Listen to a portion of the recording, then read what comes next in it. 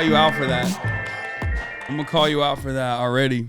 Are we live? And then we have no XLR issues either. Wait, we're probably going to switch around a little bit when QT gets here. I don't think we'll be. You'll probably get over there, and then QT will come here or something. We'll figure it out. But, dude, you're a hard man to fucking get on this podcast, dude. What the hell, dude? I wanted to come on this show. Like, I've had people that are escaping Vladimir Putin, okay, who have been in Russian prison on this podcast, and they were easier to get a hold of than you. Because you're like, dude, let's do a show. Let's do it at like 9 a.m. Thank you. Like, he loves doing these early. Like, I would always go on. Bro, we were just talking about Train's podcast, and Train does his podcast at like 3 a.m.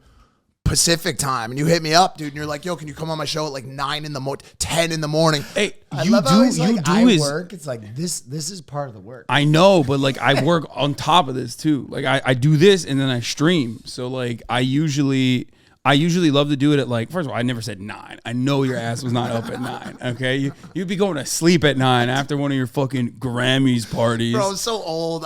Dude, honestly, I don't know. This guy literally was like, bro, Grammys weekend? You want me to come in at 11? No shot. It's a good networking You weekend, said bro. that. You said those and words. I feel like I think I said it before the camera was rolling, so you don't have proof of it. But like, I've text messaged. You texted it to me. You did. It's just a big weekend. A lot of people are in town. It's like a good like networking and like industry weekend. Weird parties, bro. Like weird goings on. Really? You know? Like, dude, I was at this chain smokers event on Friday night. There you go. That would be weird. And dude, like the collaboration or like concoction of people at this event was like so odd. Like it was Offset from the Migos group. Thank you. For clarifying. The Migos rap group. Robert Kraft. What the fuck? Lana Rhodes. Okay, that is like, weird. Bro, like the concoction of people running around that party within close proximity to each other was like strange. What are they all big fans of Chainsmokers? No, I think Robert Kraft loves. When I would get my massages, I'd just pipe up. Yeah, dude. Smokers and relax. Is that a Chainsmokers song? I don't even fucking know. You did do. Like you literally. Yeah, that could have been Kumbaya, dude. I don't know where you're going with that. I think you just did the Mentos freshness theme. That's what? It's Calvin Harris. Fuck. Oh, that was. Shit. Oh, it was summer. Is that what that was? I don't fucking. I met you in the summer. All right, watch the copyright. Watch the copyright. I used to listen to a lot of music. I don't listen to any music anymore. I don't have time. Because you always work. Yeah, bro, exactly. you actually, I want to commend you on that right off the bat, dude. Like, you are a worker. You are always either streaming, podcasting, tweeting, trying to fix some sort of political, goings on. There's a lot going on, dude. I haven't fixed shit. Bro, there was a. When does this come out? Just for context. Bro, there was a hot air balloon. Yeah. Oh, yeah. That was sent that went off course. Yeah, that wasn't that big of a deal. I think the Pentagon made a bigger deal out of it to do propaganda, to be like, look at China, like they're fucking coming after us. Well, what do you? Okay, here's that's the thing. what I think. Because they said like obviously like it was a weather balloon that went. What? We need some propaganda. I mean, right dude, now. I just like. But Hasan, think about this for a second. It was a weather balloon that went off course, a surveillance balloon that went off course. Mm-hmm. And that's the equivalent of me. Hey, I'm on my way to your podcast, but I accidentally took a wrong turn. I'm in Arkansas. Like, bro, it's not possible. What course was it on? No. That it ended up over our nuclear base in Montana, bro. If you first of all, balloons have very limited control on what kind of flight path. Float out of little girls' hands. Yeah, bro. exactly. This is a fucking floating surveillance lab over our nuclear facilities. That's what Hasan. I'm saying. So what I'm about to tell you is probably going to freak you out way more than this, but like China already is spying on us in way better ways than a fucking gigantic balloon. TikTok. Yeah. That's one. But that's more of on a personal basis. Like, bro, TikTok is so powerful as far as like all the information that they have of you that like they know what you want before you know it. Yeah, okay, so like if they want it, they're like, hey, Big Mike, let's take a look at Hey Big Mike. Let's see if he thought about fucking eating chocolate on Thursday. That means that he's also interested in this. Like, they have shit that you don't even fucking know about yourself.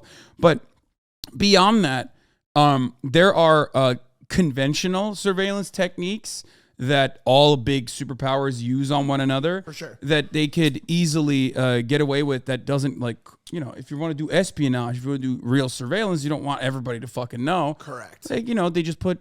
Usually, we use balloons as well. America uses balloons as well for surveillance every now and then. Oftentimes over like, you know, like a field of war or something. Yep. Never really usually on like civilians. And as far as like Chinese technology goes, they do have some zeppelins and balloons and the like, just like we do. This is like experimental tech because they can stay afloat for a way longer time with no refueling capability. So like it's fine. They have satellites. The thing about the satellites, is they don't, because of their distance, they're not able to produce from an angle standpoint the same type of intel back to the satellite. Secondly, but they have a balloon at that height can pick up things like heat signatures from silos. It can pick up all kinds of things that a satellite cannot pick up. So while I understand that, it's not just satellites though. I was gonna say, like, one, they have satellites. Two, they can, and the United States government utilizes all the time. They just use Cessnas. A lot of time, that's just what they do. They just like fucking put a Cessna, strap the camera underneath it, do a quick flyby, boom, boom, you're out. Like a hired contracted Cessna through a shadow, or even lower altitude in comparison to the balloon. The balloon is at 60,000 to 90,000, lower altitude, private jet.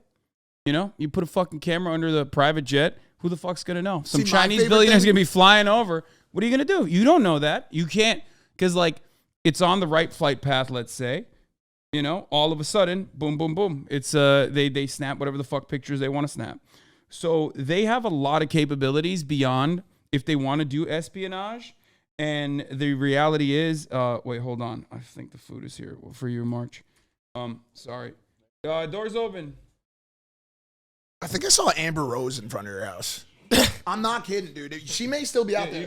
There was like a Lincoln, dude. If you look, I think there's Amber. Thank you. Yeah, she really might. If Amber Rose is in front of the house, bring her in. I want her input on the Chinese water balloon. It would be way spicier than his.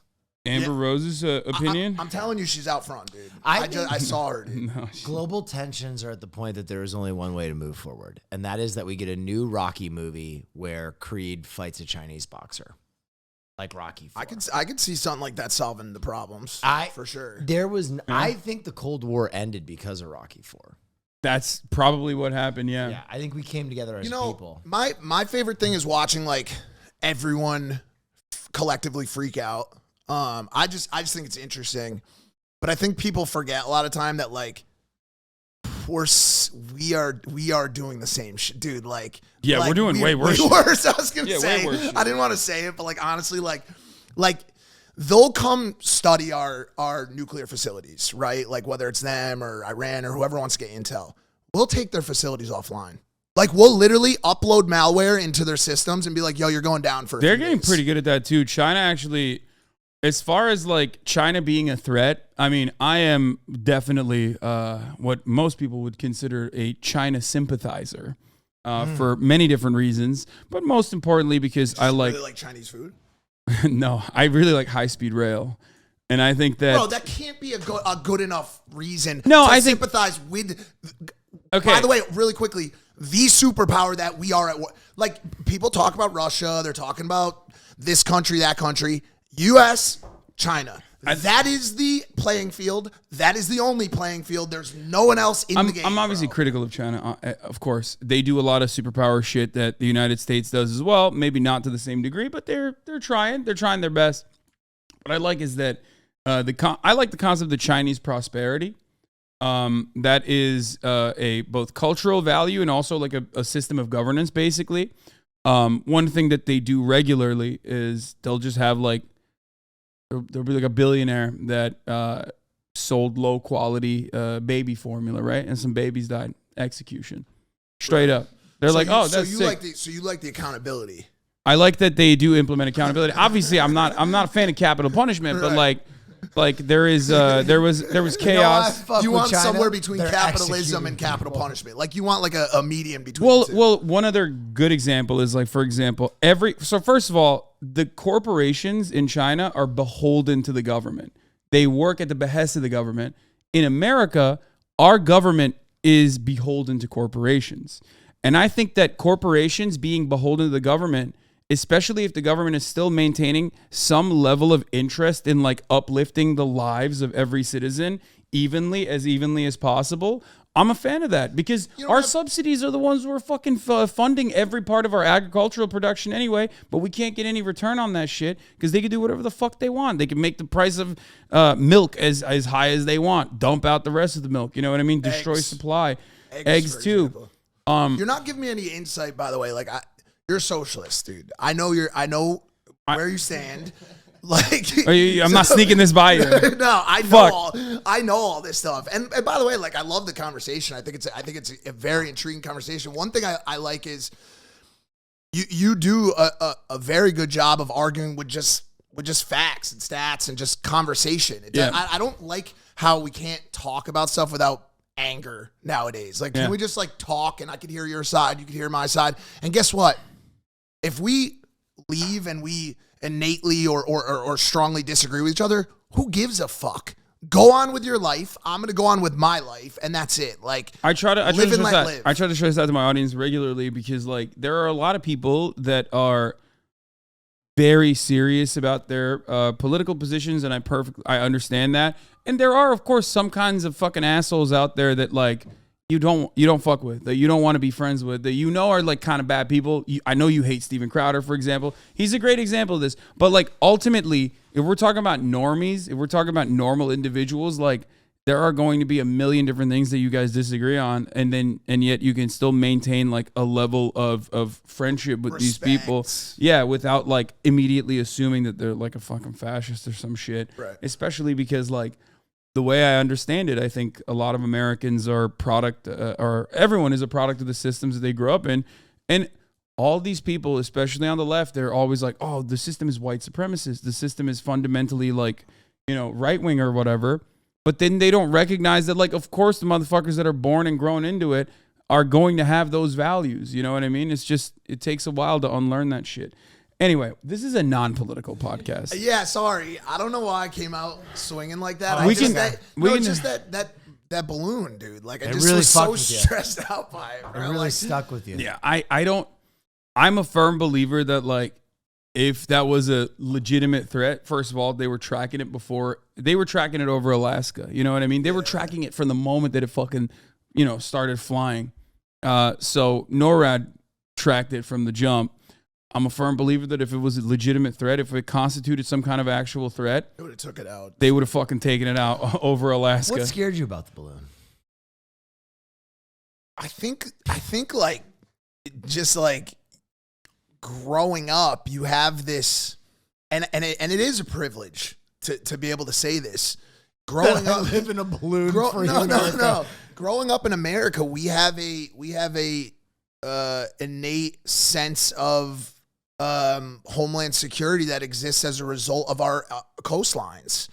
And the idea of any foreign superpower having any kind of aircraft or device floating over our homeland is a scary thought. And I think it's a scary thought for all Americans to imagine that that's possible. I mean, for me, it's just such a non-story because it's like, that can't be possible. There's no way. I'm with him. I like thinking outside the box. But for you guys live here, and like whatever your thoughts are on it, the idea of any other country, that very much feels like an intrusion. It feels like an invasion. Yeah, an invasion of our an invasion of our airspace. Do you know what happens if one of our military aircraft crosses 100 feet over the line of the no-fly zone into China, God forbid, over the China mainland? They have an imaginary line that they draw. I forgot the name of it, that they consider to be the border zone of their land. There's already which is an island chain, and there's it's also called the dotted chain or dotted line. There's also contention over that too because they're building artificial islands as well, to expanding on that correct. no-fly zone. China also routinely does like flyovers. And North Korea does flyovers, or not flyovers, but like North Korea does like intercontinental ballistic missile testing too over Japan. So like that's a big point of contention, military exercises of that sort. But imagine if a U.S. aircraft of any kind, balloon, plane, whatever, actually went over mainland China. Like an actual route over. It would be considered a hostile act, and that aircraft would be shot down. So But that what if actually it was a balloon. So that actually does happen. If it was the kid from Up. Like, No. It does. What you're talking about happens quite frequently, as a matter of fact. And that's precisely why all governments, whether they're warring with one another or not, whether they're engaging in a proxy war, whether it be in Ukraine or in Syria, are actually in constant communication with one another. A lot of people don't know this. There is a communication system between Russia and the United States of America to ensure that the United States is always aware of every Russian flight pattern. They're not able to give it to Ukraine. They claim that they don't give it to Ukraine. And Americans are feeding their information to Russians for that reason, so that never actually happens. No crossover happens. As soon as that balloon reached U.S. airspace, they were already in back and forth communication with the Chinese government, which is why I'm saying it's like a little bit more like the media's more aggressive approach to the story is the unusual part of it. Yeah. The fact that there was like a surveillance balloon or a meteorologist, like a weather balloon crossing over into our airfield is not that unique. I'm going to be honest. Maybe it's just the nature of a balloon. It's so whimsical. I agree. But like when I also it's a little guy. Little guy, he's up there. When I also weighed against the fact that everybody in the conversation has nuclear missiles, and if they actually wanted to buck static, we'd all be dead already. I just don't give a fuck. I just don't give a shit anymore. Yeah, but okay. Moving on. Did you know they used to use balloons in World War II? Yes. Japan to drop Yeah, bombs. Japan used to firebomb U.S. civilian territories with balloons. Yep.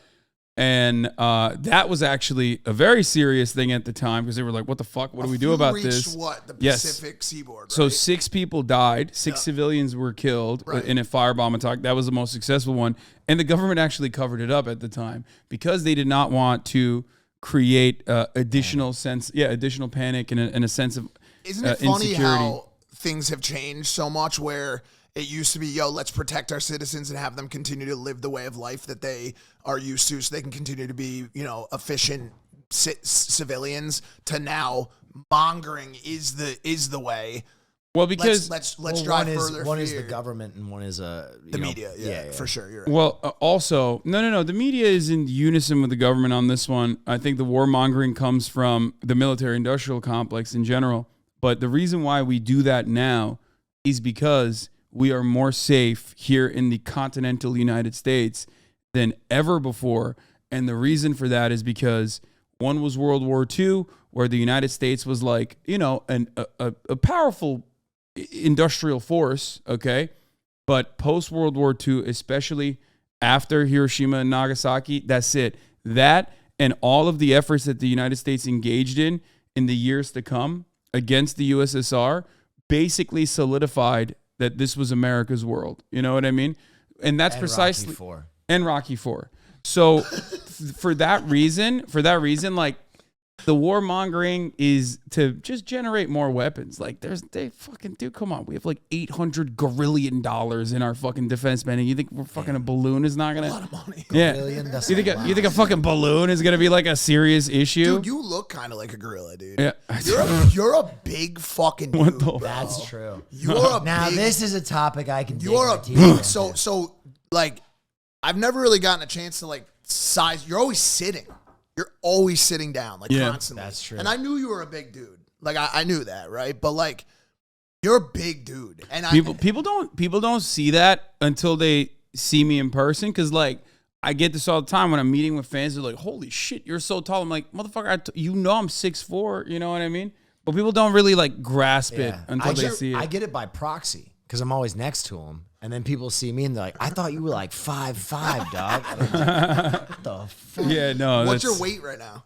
230 right now. 230? No. I'm 250 pounds flat right now. I'm trying to get down to 230. When I was 230, I had a 6-pack. That's what Would you ever fight? No. You could pull, dude. If because you work out too, right? Yeah, you're pretty active. I like, and I even like fight training every now and then. Like I'll do like cardio shit. I enjoy it. Here's somewhere for you. Here. Try to get out of the habit of chewing gum on podcasts. It's so anti. Like I do it nonstop, brother. Don't worry about it. But I hate fighting. I hate fighting so much. Yeah. I'm not a fan. I'm not into it either. I like watching it, and I'm into this new like stuff. I think it's cool. I think it gave Jake Paul like a real purpose and direction. I think there's a lot of people who are doing that along with something else. Other than trying to be better than his brother. Yeah, there's definitely a competition. I gotta sure. give it to Logan, man. I love wrestling. That shit with him and Ricochet, 10 out of 10. Bro, 11 out of 10. Listen, he is a. Did you see that clip? I did. I actually talked about this. I was going to bring this up. Bro. He's a world-class athlete. He is really good at that. Listen, there is a certain specialized kinesthetic intelligence that comes with being a wrestler, right? Not like a collegiate wrestler, like a WWE wrestler, where it's not just doing super athletic films, it's like selling facial expressions and like the soap opera within these like really athletic moves. And him with Austin was incredible. The buckshot was fucking amazing. Yep. And now that moment with Ricochet, that's like an all-time moment. It was unreal. What I've come to realize with his involvement is that if he's in an event, he's going to create the showcase moment of that event. So like I saw that for the first time in Saudi at Crown Jewel. I mean, that jump off the top rope through the table was insane. Like, I don't know. It's almost like there's like a different class of, we all kind of exist in like different lanes and niches. You crush the podcast and open format streaming and like talking about, varying topics. The idea of getting in front of 60,000 people with some of the greatest wrestlers of all time and being able to do what you just did, thread a storyline with athleticism and showmanship is a completely different lane. Like he really is incredible at what he does. Yeah. I know, which is why it's fucking mind-boggling to me when he fucks up still, when I'm just like, dude, what are you doing? Just focus on shit that you're good at that people will like celebrate you for, because he has an opportunity. Obviously, when you're that famous, especially when you're mired with controversy leading up to that moment, you're going to have a lot of haters. I have a lot of fucking haters. You know what I mean? I can't change their minds no matter what. But ultimately, you just got to keep your head down and make good content and be an entertaining person. And that's such a great avenue for him. So whenever other shit happens, like, obviously CryptoZoo and whatever, I'm like, dude, what the fuck are you doing? Like, how are you doing this? I think that's the goal. I think that's the goal now. Like, I think when that was all strategized and put together, it was pre a lot of the stuff that you're seeing him do now, which was like when I saw some of those videos, or tweets, which were like, yo, you've got Prime, you've got this, you've got that going on. I think when that was put together, it was probably 2-3 years ago when they started talking about it. And that was prior to a lot of that stuff, and he was still looking for a lane of new enterprise and Web3 and crypto and NFT was all heating up. And it seemed like a time to continue to get involved in that space. And I've never been a crypto guy. I've always from the jump been like, this shit's a scam. Don't fucking do it. You're a rare bird, though.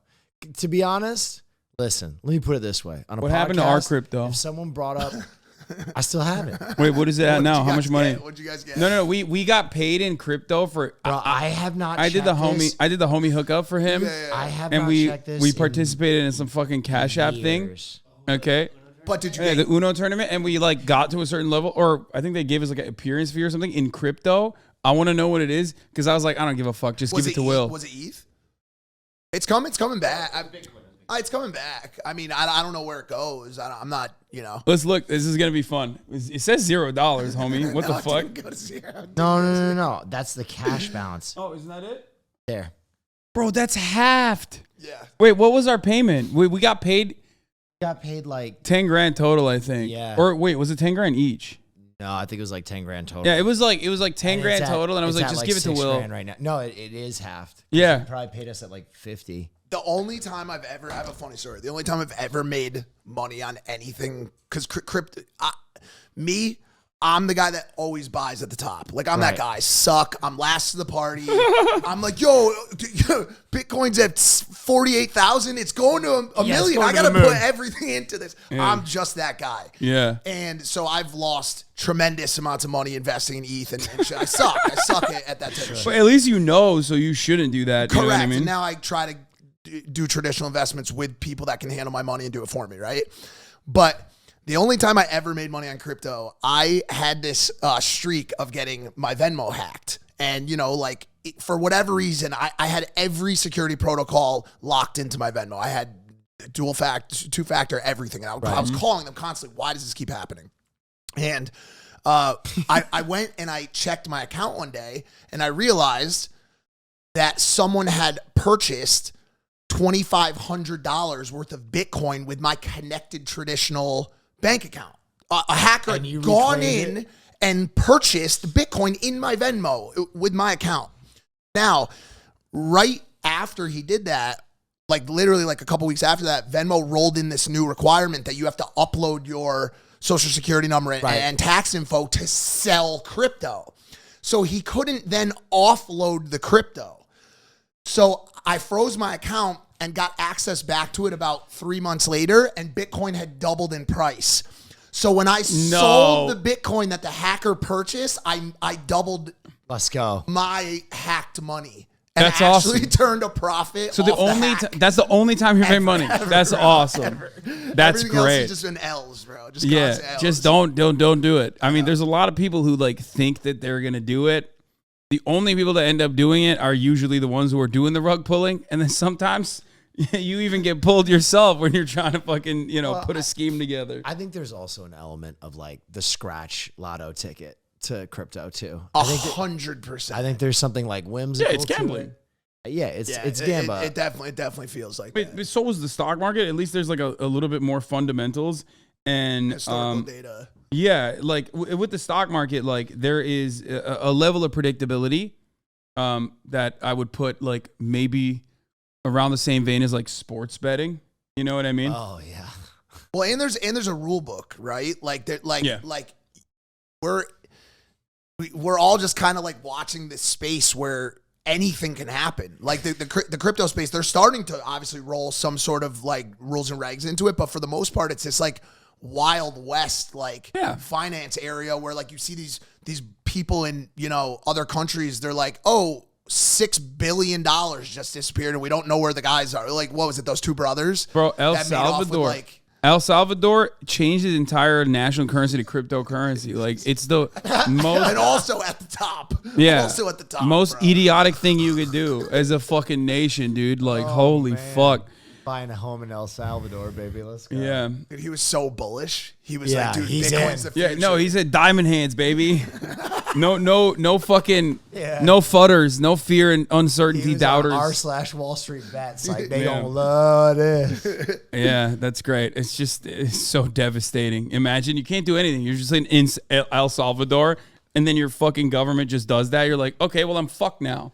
See, that's the thing. Like you see this kind of stuff happen. I think there's been some really strange stuff going on in Lebanon over the past few years with their currency situation. I think they just took like a 90% devalue on what was on conversion rate or something like that over the past week. And their banks have no money, and people can't pull money out of their banks. Of all, private and personal. People are like robbing banks to get their money out. It's wild. To pay for like cancer surgery and Venezuela, Turkish inflation. Like obviously, I spent a little bit of time in Istanbul when I got my hair done. I was gonna ask you about that. Listen, bro. Yes, it's Grammy weekend, all right, dude. I can't talk about this stuff. Oh dude, my this god, city's taking my soul, bro. No, so you got a hair transplant? Yeah, I did in Turkey. Yeah. What? How bad was it before? Was your shit fucked up? Not terrible, but it was the I'm 38 years old. I was starting to get thin. I wouldn't say bald. In the back, you were crowning. In the back, crowning exactly. Oh, and I was getting a little Brother thinner Bank in the front style as well. Yeah, I guess you could say that. I guess you could say that. Yeah. And I was rocking a lot of hats. Yeah. And also just like, trying to figure out like all these like temporary solves. We're front receders ourselves, me and him. I mean, dude, like honestly, I just don't. I don't know. I don't do a lot of the LA stuff. I've never done Botox. I've never done any of that kind of stuff. I have got my done first some Botox. You did? Yeah. Where'd you get Botox? Forehead or Forehead. You did? Hell Wait, yeah. move your eyes. Well, you can move it still. Yeah, a little bit. when You was can the move it last time? When was the perfectly. last time you did? Yeah, and but once Like 2 months ago. I didn't fucking it looks know good. that. It looks good. And I'm not. And there's nothing wrong. I just haven't done that yet. I've done some PRP where they insert your platelet-rich plasma back into your face, That's- like all kinds of weird stuff. But I've PRP never done is any of horseshit. this shit, bro. well, I you literally, don't have to. You're a bronzed god, bro. dude. I Like, use. think about the common man. I literally use I use body wash on my face my whole life until like recently. right. But I feel like there's wear and tear. You know what I mean? I gotta fix this shit up. You are will wearing start one of those like Starface pimple patches right now, though. That is not even a fucking pimple. I have a obsessive skin picking. It's like a thing that I do. That's why I bite my nails all the fucking time in my cuticles. I always thought mention there was. your thumbs. Yeah, you my have thumbs the are most horrific. That's thumbs not that bad. Look at my thumbs. Are they that bad? They're just like Kind of fucked up. it looks like a boulder or something. And It's like kind of fucked up, but it's not like that bad. what? They're very angled, dude. You have like a very like What? rough exterior. You're very like a What the fuck? I don't really know how to put it, dude. You Hassan, look like it looks like you've been burned. What? you It like looks- almost could it be looks like like you like grabbed a cauldron by putting your thumbs inside the hot. I think my hands are like definitely busted from both working out and also like beating the shit out of no, my the rest of your cuticles. fingers look okay. Your thumbs are just. what is that? What is that a result? Hold on, I want to do this hair thing, but I also want to learn why you're picking your face. He does this. I pick my. Is that OCD, like an OCD or anxiety thing? I guess it's like a symptom, but I think it could be either like I have ADHD, so instead of fidgeting, that like probably grounds me. I rarely ever feel anxiety. Like I rarely ever feel anxiety, and I think part of that is because I'm just fucking constantly picking at my shit. So it just levels me. Okay, yeah. so your coping So I'm like, mechanism fuck is it. curing it. Yeah, basically. no, It's like- literally. Like I was thinking about that. I'm like, yeah, this shit works. So who cares? You should brand that somehow. Like you Yeah. don't need Lexapro. You need to eat No, your I would not hands. say Your that. hands. I would not say that, but Wait, yeah. so I'm in Europe and like was doing something unrelated, and David, my videographer, had put me onto this idea, and he was like, dude, I don't know if I want to throw him under the bus because he was like trying to like not. He wanted a little bit himself, right? Like he had like a very small area, And right? he may or may not have got it. Correct, that's fine. And he like hinted at me. He's like, "There's this place, Smile Hair Clinic in Istanbul, right?" And also, I really wanted to go to Istanbul. I love baklava, dude. It's one of my favorite things. it's the And, best. dude. It's so good, and I love how the Turks and the Greeks like Yeah, I argue went for about equal who parts of created the it. dessert and the exhaustive hair surgery. Yes, they were exactly. both check marks on our list. Exactly. So I was like, all right, I'll explore this idea. And I got in touch with these people, and I was like looking into this system that costs upwards of $30,000 in the United States. Oh to yeah, I was do. gonna say in Turkey it's not. Yeah. So like in the United States, they charge you by Follicle. graft. So how many grafts are you going to have removed from what's called the donor area? I'm giving everyone kind of like a little bit of color to this exercise. They have two different ways of doing it. They can remove an entire strip of flesh from the back of your head and then remove hairs from that, or they could do this individualized removal of follicles, right? And so if you want to have 4,000 follicles removed from the back of your head and implanted in the top of your crown or in the front of your head, Take a strip. 4,000 times $7 per graft is $28,000, which prices out just about anybody who wants to have a surgery that can really help you with your self-esteem, your confidence, everything. Yeah. Like, it's not fun to have to worry about that. It's just not, dude. It's a major male issue and something that really messes with your esteem, your self-esteem. Yeah. And so I looked at the pricing there, and they have this flat fee of like $2,000 or like $2,500. Like they're like, well, if you come in and they're like using like Google Translate to talk to me, and they're like, well, if you come in and you need 1,800 grafts, I'm like, yeah, how much would that be? They're like 2,000. I'm like, I'm like, what if I need 5,000 grafts? They're like 2,000. Like it just doesn't change. Yeah. It's So I like went a there. Jiffy Lube. You go in there, Bro, like that a shit, coffee. medical tourism is huge in Turkey. Like, they got some good doctors, too. It's so funny because, like, the return flight from Istanbul is, like, motherfuckers all patched up. I was that guy. Yeah. So luckily for me, they took, not luckily, I guess it doesn't matter, but they like took mine off. So I was out in Istanbul exploring Taksim Square the first day. By the way, it's like Times Square, basically. Great country, great people, great food. It's a shame to see what's happening with the economy there because it's another one of those situations kind of out of the population's control, obviously. Yeah. But ironically has led to a lot of opportunities for that type of tourism because they really need money, and those infusions of tourism capital is really important to them. They're doing a lot. Tourism has always been a huge industry in Turkey, medical tourism even, but it's especially larger now. You're right. Because of promotion of but there's also internet creators. Yeah, well, that for sure. It's become like a meta. It's like a meme, I love that. It's so funny. It's all over TikTok.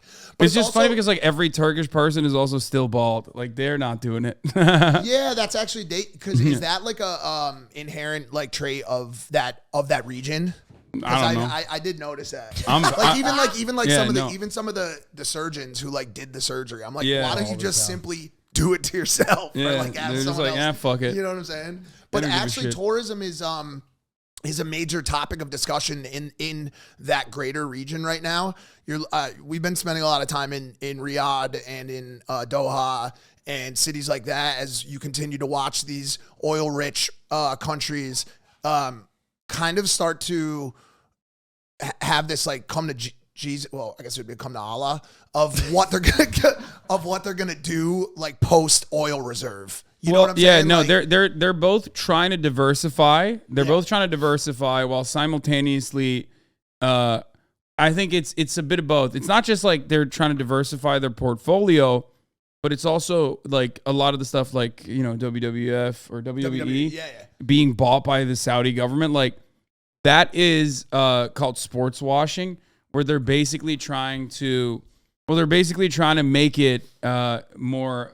They're trying to do PR. They're trying to make themselves. How could the Saudi government be bad? They do wrestling, right? So I hear what you guys are saying, but I guess my question is to you: every country does it. Does that end up in a way reverse engineering the way that the government acts? Because when you start to have people like Ronaldo there, and when you start to have people like Logan Paul or whoever else there, do you think that creates a necessity for those governments to then kind of not engage in practices that they may have in the past? Does it go like this to a point where eventually there is some sort of westernization or modernization of things that you don't want to? Are those athletes going to hold the government accountable? No, he's saying the more Western consumers come to Saudi Arabia, the more Saudi Arabia is going to have to like unwind their. What's a question I'm asking? Right. Yeah, I don't think it's gonna. It's more dependent on what like America bullies Saudi Arabia into doing, and America's not interested in bullying Saudi Arabia in any capacity for whatsoever. sure. But you look at countries like Dubai, right, where like there probably was some semblance of similar practices or a past of similar practices, which you don't see at all anymore. You have alcohol, you've got freedom of expression, you've got freedom of sexuality for the most part. I think if you're a national, it's still bad, but it's shit. But it's especially worse. Scared me. But it's especially bad if you're. How are you? Good. Nice to meet you. Good to meet you. We wanted to talking about Saudi Arabia. We wanted to ambush you. We wanted to ambush you with a woman. Yeah, Mike came in really political. Sorry, I did not Yeah. expect Once that. again, I like I'm sorry. We were talking. We about can the save this Chinese for the dilemma. fucking stream, dog. You can talk about all the politics on stream. I would rather do the pre-record. Oh on the yeah, because you don't want to. stream You stuff. don't. We can maybe talk about like burger rating. Or Yeah, something like yeah. that, you know? You want lighter stuff on stream. I get it. I see what it is. Nah, it's fine. It's fine. But yeah, QTCinderella, Hello, sorry, QTCinderella I'm Mike. always late. Amazing It's Thanks for my joining. thing. Yeah, she Unfortunately. lives in the San state of Diego. Nevada. Do you? Oh, are you in San Diego? Pretty much, yeah. Oh, yeah. wow. She So it drives just like takes a 3.5 while. hours to get here. Yeah. So it's Anything great. for Hasan, dude. Anything for I Hasan. interrupted Grammy's weekend for her. Yeah.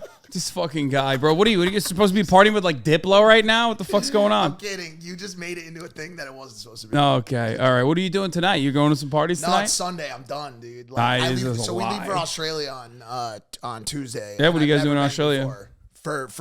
For Why Look you at look? them taking cool trips. Yeah. Okay. why? Okay. He never You know what's funny? leaves. Okay. Never leave. This is a good fun opportunity for me to mention some stuff about the Is this a history sponsor? and the gonna be good inception. and fun. No, the history and the inception of this podcast. Originally, Oh, it's these two. They're like husband and wife.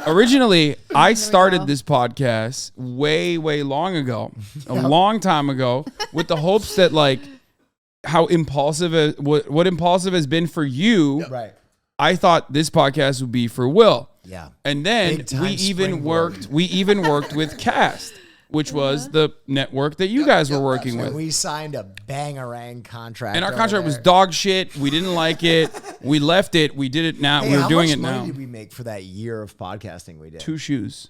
Or Or no, what was it? 6,000? Was it 6 grand total? I think for all the fucking 3 each for a year. yeah, and then Rothy's. Anyway, My all, dad still wears those shoes. Though. yeah. All good. jokes That's aside, good. though, like I thought, this would be your hey Big Mike moment thing, but then the podcast did not pop off, and then you did your own thing regardless. Yeah. But that's why originally I started it, because I wanted like Will to have There's like no way you didn't start a podcast simply as a springboard Is that a lie? for another human, dude. It was one of his intentions. That's very Really? thoughtful. 1 And he That nailed is million. really nice. And I failed miserably, but like it's funny that it's just like admitted. Yeah, 1,000,000%. Yeah.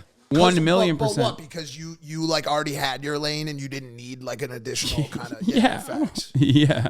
But do you love doing it? Because I got to say this, I dude, like like doing one of the podcasts, things about Impulsive is like there's kind of a thing that makes every podcast. Some podcasts have like really great guests. Some podcasts have like really great political conversation, like Crowder Not or this something one. like that. We don't do podcasts. No, I just, but like everybody has their thing. Our thing has always been friendship and camaraderie between the people that exist on it. Yeah. And so like as of lately, when you see that friendship threatened because of the conversation that exists on the podcast, it has potential like detriment to the brand that we've created. Have know you what guys I'm been saying? fighting? There's been a little bit of like Well, the Damn. CryptoZoo stuff. The Sparring going CryptoZoo on. stuff was like one, and then the Christianity stuff, right? right. Which like I don't even think that all was all that like bad. You know, it was I think it got blown out of proportion. I think so too. I think when you start to see like a snowball effect of someone having like a bad, Not the CryptoZoo thing. I'm not saying that, but the Christianity thing and like the animal sanctuary thing were like 2 instances where I feel like people are just like ready to fucking eat Logan Paul alive, which is understandable. like a you know, piece of bacon, dude. yeah. So that's why they were like coming after him aggro. Second thing I'll say, and this is like unrelated, but like we've been in similar scenes and stuff. We have like mutual friends and whatnot, but I always thought you were a fucking douchebag. And I never approached Okay, you. what do I do? Wait. What do I do about that? Because But I think because people think that about honestly- me too. No, not even. No, okay, but not even just like me and you. I've been struggling with this recently. As someone who sits on podcasts for hours monthly and literally just gives No, a you're too- semi decent representation of who I am as a person. Yeah. You're too I- broy. I used to stream. I don't. Okay. But I like that. maybe that's- but I'm the same way. No, but maybe you're right about that. But the one thing I never want to have mistaken, and I hope that like this comes across, and we've had pretty, Yeah. intimate The first time conversations we about, sat down, we had a great talk. right. For those of, I guess we'll just put this on the record. I met him because we were doing Scuff Pod, and Train. for those of you who have ever watched the Scuff Pod, which doesn't really exist anymore, you would sit in a waiting room for like hours. Yeah, it was miserable. Because Train would be I like, used to do it. "We're going live at 11," and then it would be like 12:30, and you'd be sitting there playing a video game, like holy, Or yelling fuck, man. about Yeah. something. What is going on? And then he would finally go live. So we sat together in a waiting room for like probably over an hour. Yeah. And just talk Yeah. about a lot of stuff. Yeah. And honestly, like I sometimes struggle with this like misrepresentation of myself, and I think that like especially in the culture of TikTok and the culture of like missing context. Even some of the clips that we produce from our channels, I sometimes look at and I'm like, dude, this is unfair, bro. Like this sucks. Like, I'll make a joke about like my relationship with my ex. And they'll cut out the part where I say, oh, that was in the PDF because like maybe it was fed to me. They'll cut that part out and they're like, why is he always still talking about that? Like, context is really removed from a lot of situations on the internet. And I feel like sometimes I get this misrepresentation being someone who, when you do meet in person, the response is always the same. Like, yo, his energy is really good. Like he's not, I don't know. Am I misrepresenting myself? No, I'll answer part of that. Listen, when you are branded as someone's friend, you're expected to like have all the same. Yeah. You're expected to have. No, I didn't mean you guys. Oh, sorry. We do. Marsh, cut that out. We didn't. I thought we were leaking. No, but like honestly, it's amazing when a lot of people meet me.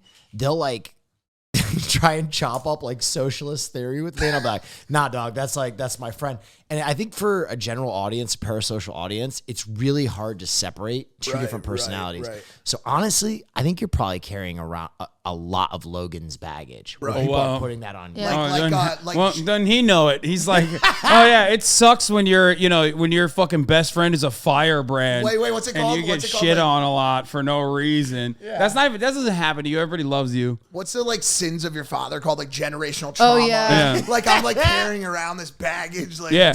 But that was definitely like, hey, Mike, how was Japan? Yeah, I'm You're like, dude, I wasn't there. Yeah, no, that actually played a role in it too. That was like your proximity to Logan Paul.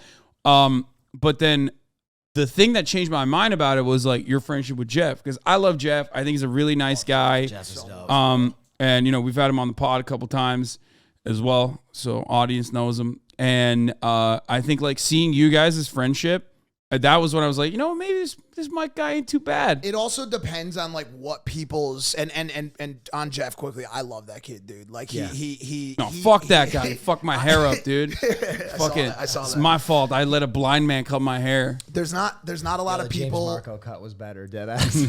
Oh, his surgery didn't work, dude. I know.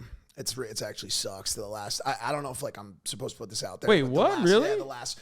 They're a lot of them are very experimental, bro. Like they're not sure shot. What do you surgeries. mean it didn't like if work? They don't like the idea of something not taking. Like it didn't take. But it didn't blind him. No.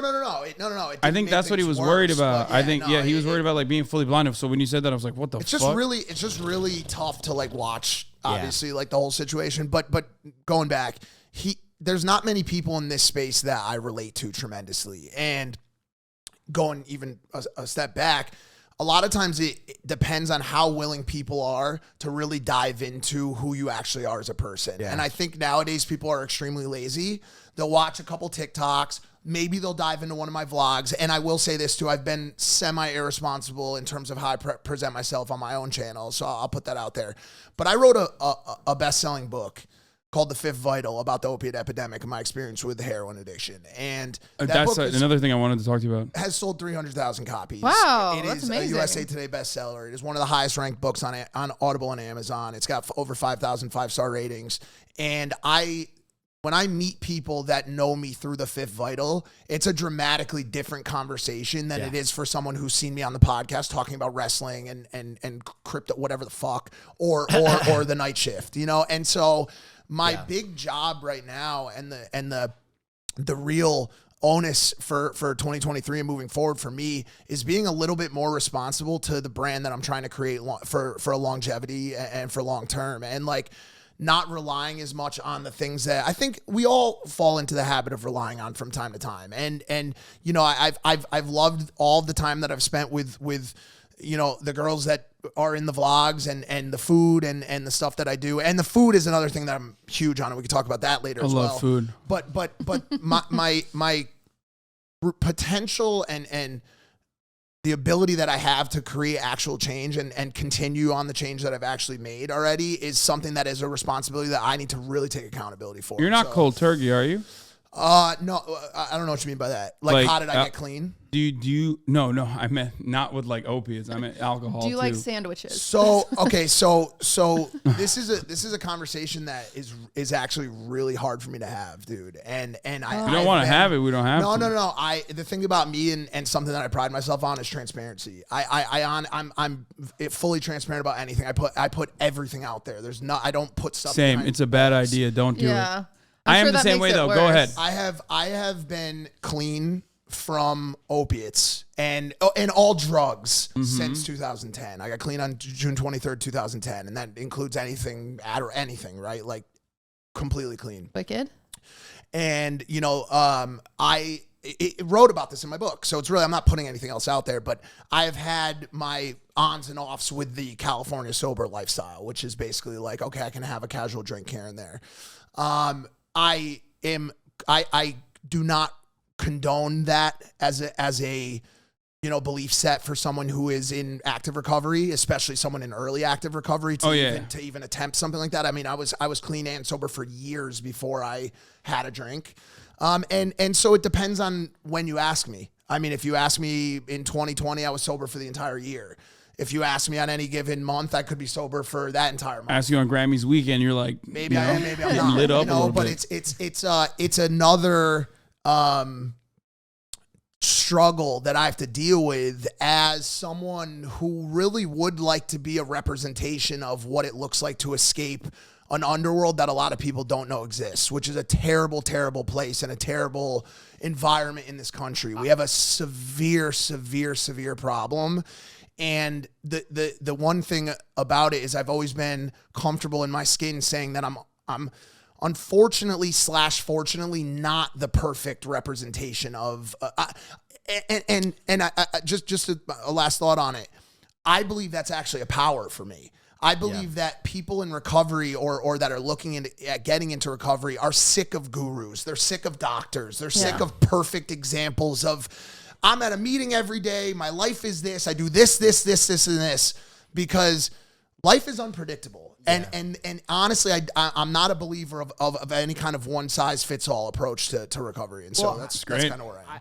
I agree with that. As someone who had a brother who deeply struggled with addiction, I think the word perfect recovery is such a weird oxymoron, right? Yep. Because I think there's no perfect situation there. Like, obviously you're living with some kind of trauma or something that is imperfect. And so however you're going to make that work and make yourself function and be the best version of you, that's your perfect scenario. Correct. I think you are so defensive about this, obviously, because you don't want to influence choices in other former addicts where they go have a drink and then fall off the wagon and then you feel responsible for 100%. That. And I'm just making that clear. Everybody's going to have their own journey. And I think everybody, like, no one can put their journey on anybody else. That's exactly right. And honestly, the struggles that I continue to have are ons and off periods, whatever you want to call it, are generally me continuing to try to work through trauma. Yeah. And I have a tremendous amount of experience with trauma and ICUs and dead friends and anything you can imagine under the sun. I've been cut open 1,000 times. I have severe chronic injuries and issues, everything under the sun. I've seen terrible fucking things. And a lot of it, even before that, a lot of people start using drugs or abusing substances as an escape from something that they're dealing with even from their childhood. And there was a moment in Euphoria, which I love as a show. I really love that show, where why am I drawing a fucking blank on Zendaya's name on the show? What do I think? It's Rue. Rue. Sorry, Rue. No, I think you're right. Rue, I'm sorry. Grammys weekend, man. No, Rue. Where Rue has this like epiphany about the first time where she used opiates, and she was like, it was the first time in my life where I finally felt safe in my mind.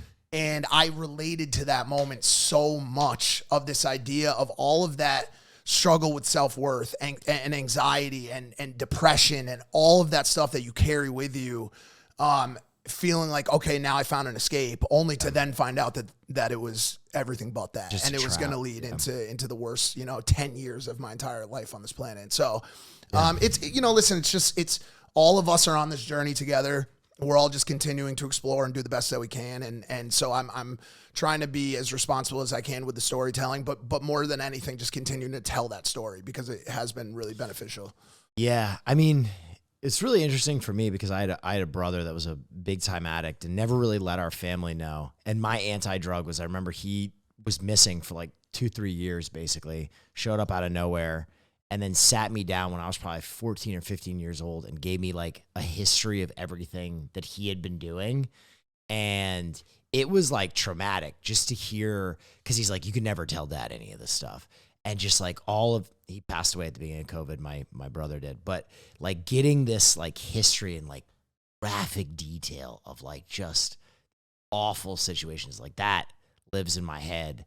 And you just see the power that opiates have over a person. There's nothing really like it. No. You know, I mean, there's a lot of, drugs and a lot of different addictions, but it's. I would know when he was using. You know what I Oh mean? no, Like, it's even so just on the apparent. phone, Yeah. when like even when he was like off of it, or like he would call me in a normal state, I could just tell by the way he was framing things. I would be like, oh, For me, it's he's using. instantaneous. You can sit me in front of anybody. I can tell you exactly what drugs are on. I Yeah. was in that world. I mean, this world that exists, and back to Jeff, and another reason why I do relate to him, because he's another person that has seen that side of this Yeah. world. I think like this, a lot of times, and this is not a dig at anyone, but the creator set generally tends to be like a pretty. They're young kids who make $1 million. They're sheltered. They don't oftentimes they don't come from a background where they like fully formed like identities through normal struggles that every random individual has in their day to day, and they just go from like being some random dude that doesn't have a lot of friends to just becoming this like super famous person. So their identity is almost built. Yeah. Yeah, and then every single interaction that they have after that, it's always going to be because they are who they are, and what they bring to the table is going to be like their fame and fortune. So you can't, in my opinion, you can't make like, you can't shape your identity around that. And I think the biggest thing that And they don't struggle, like you said. The biggest loss for an identity that is simply rooted in, child stardom or this bubble that we, play in is empathy. And Yeah. it is something that I oh my God, dude, it drives me crazy, bro. I feel so deeply when I see people hurting, dude. Like, because I know so intimately what it feels like to be at the end. Yeah. I lived there for so long, bro, to a point where I was sure that this was what my life was. There was no future. It was just, this is how my life went. This is how I lived. And, my mom sat by the phone every night waiting for the call, like, yo, your son overdosed or was shot to death in a deal gone wrong. Like, that was my life. And so when I see these people who are struggling, homelessness, addiction, even the more, what you would call like rudimentary struggles of not having a strong family structure, a support system, that it hurts me. It actually hurts me in my fucking heart, dude. Like, I feel that shit. And I'm not asking for that. I'm not asking for that like direct lineage of empathy through this like shared extreme struggle, but it's so hard to see these people that are just muted to it. They are so disassociated from any sort of desire to make someone else feel okay. When I know someone's hurting, that stops me in my track, dude. Like, I want to help you fix that problem. Now, this has also created another issue for me, because if you go through my DMs, it's all day. Yeah. They send their suicide notes to me. Yeah. And it's a lot to deal with, bro. It's a lot of pressure to deal with. I do. Trust me. I know. I'm sure you guys. Well, we're Twitch streamers, so that's like, that comes with the It's not our job. DMs, it's our Twitch chats. Yeah. DM and Twitch chat. Yeah, exactly. This might be They're out here ruining Immaculate Friday vibes on a regular basis. Go on, cutie. This might be a bit of a loaded question, and feel free to like maybe you're I'll not the Get his expert. ass. Get his No, fucking it's not. Stab him in the chest right it's now. It's gonna be sad, Hasan. So keep your shit together. No, I just wonder, as a family member of someone going through this, what can you do? I think, like, for example, my mother was addicted to opioids, and we didn't realize for a really long time until it was like pretty much too late. Yep. And so I'm curious, like, once you do realize, what's the best way as an addict for like someone that loves you to approach you, if that makes sense? So the question that you're asking right now is like what would be considered like the $1 million question. Yeah, of right? course. And it's unfortunately like very complex, because you've got two schools of thought, right? You've got tough love and you've got coddling, right? And my belief is that the answer probably falls somewhere in between the two. But coddling never worked for me. Yeah, and I it see. wasn't until my probation officer told me after dirty urine, tomorrow morning at 10 a.m., I need you to show up at SCRC Clinic in New Haven, Connecticut, and start a detox program that will then basically lead into rehab. Oh, wow. Or you can come to probation and you will serve out your 5-year suspended sentence. Those are your two options. And I said, that urine is wrong. That's not mine. wrong piss. That's my brother's. She said, it's addict mentality. And she said, you're not hearing me. Tomorrow morning, 10 a.m. Ellen, listen to me. Ellen, stop. Slow down. There's been a lot going on in my home life. I used again. I'll fix it. 10 a.m. tomorrow, make a decision. Hung up the phone.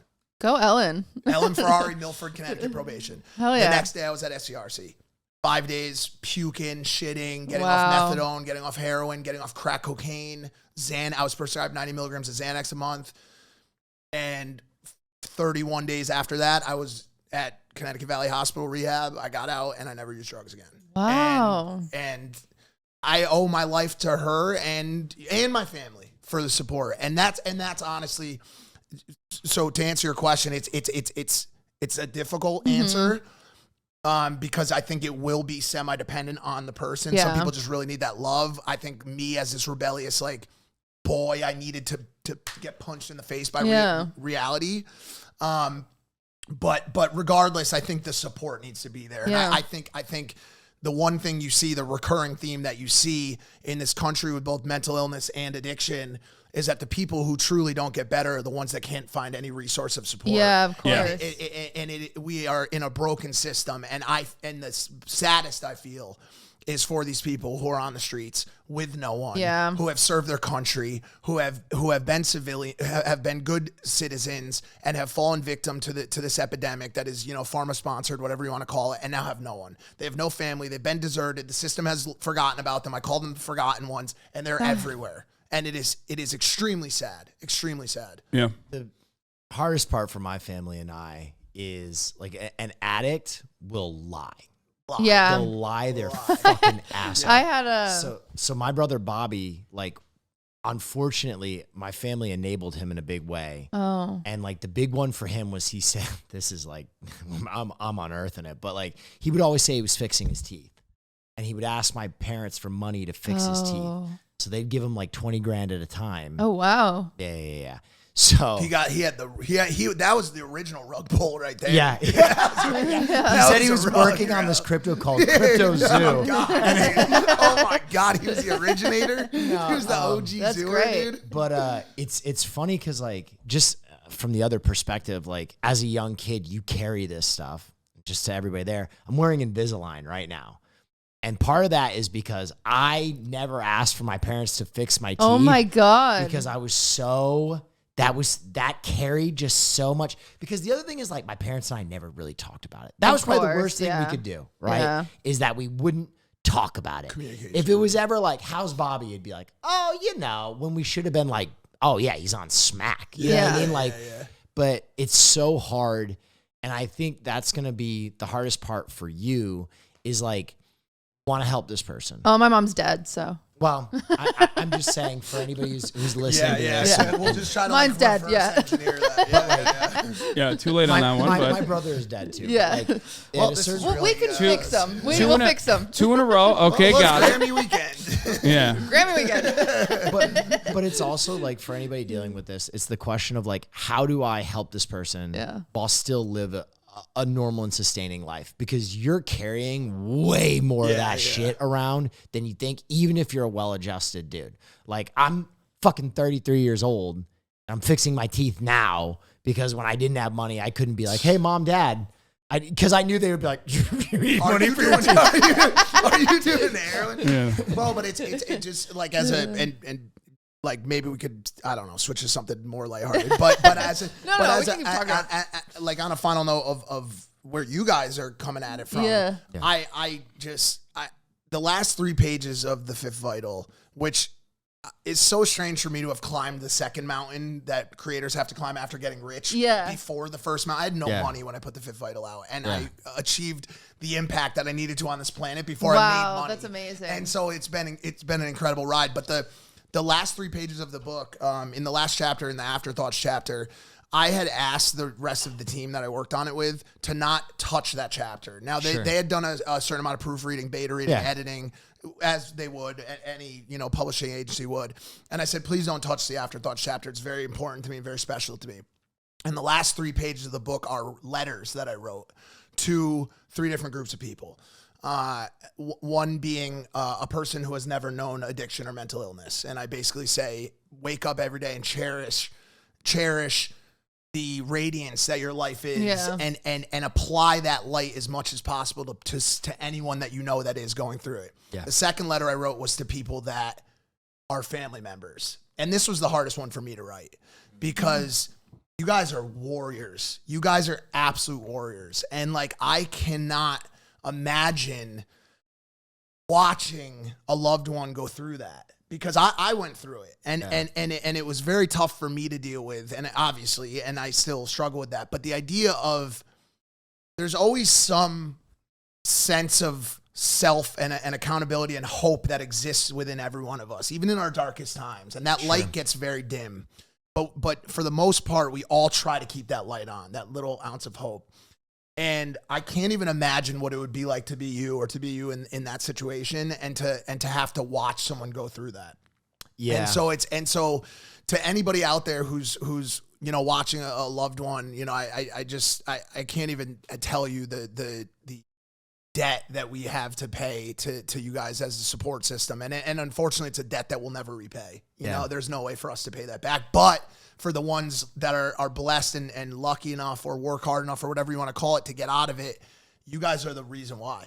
You know what I'm saying? And so I like, for what it's worth, my hat's off to you guys, and I can't even imagine what I think that's why I've always fucked with you so much. Is like the first time we met, you were just promoting Fifth Vital as it was. I think it was just coming out. Yeah. And I think ultimately that's the coolest thing about you is a lot of people can go through addiction or go through a hard time, but you really carried it and you own it. It's not some dark secret. You put it on your sleeve, and you have done a ton.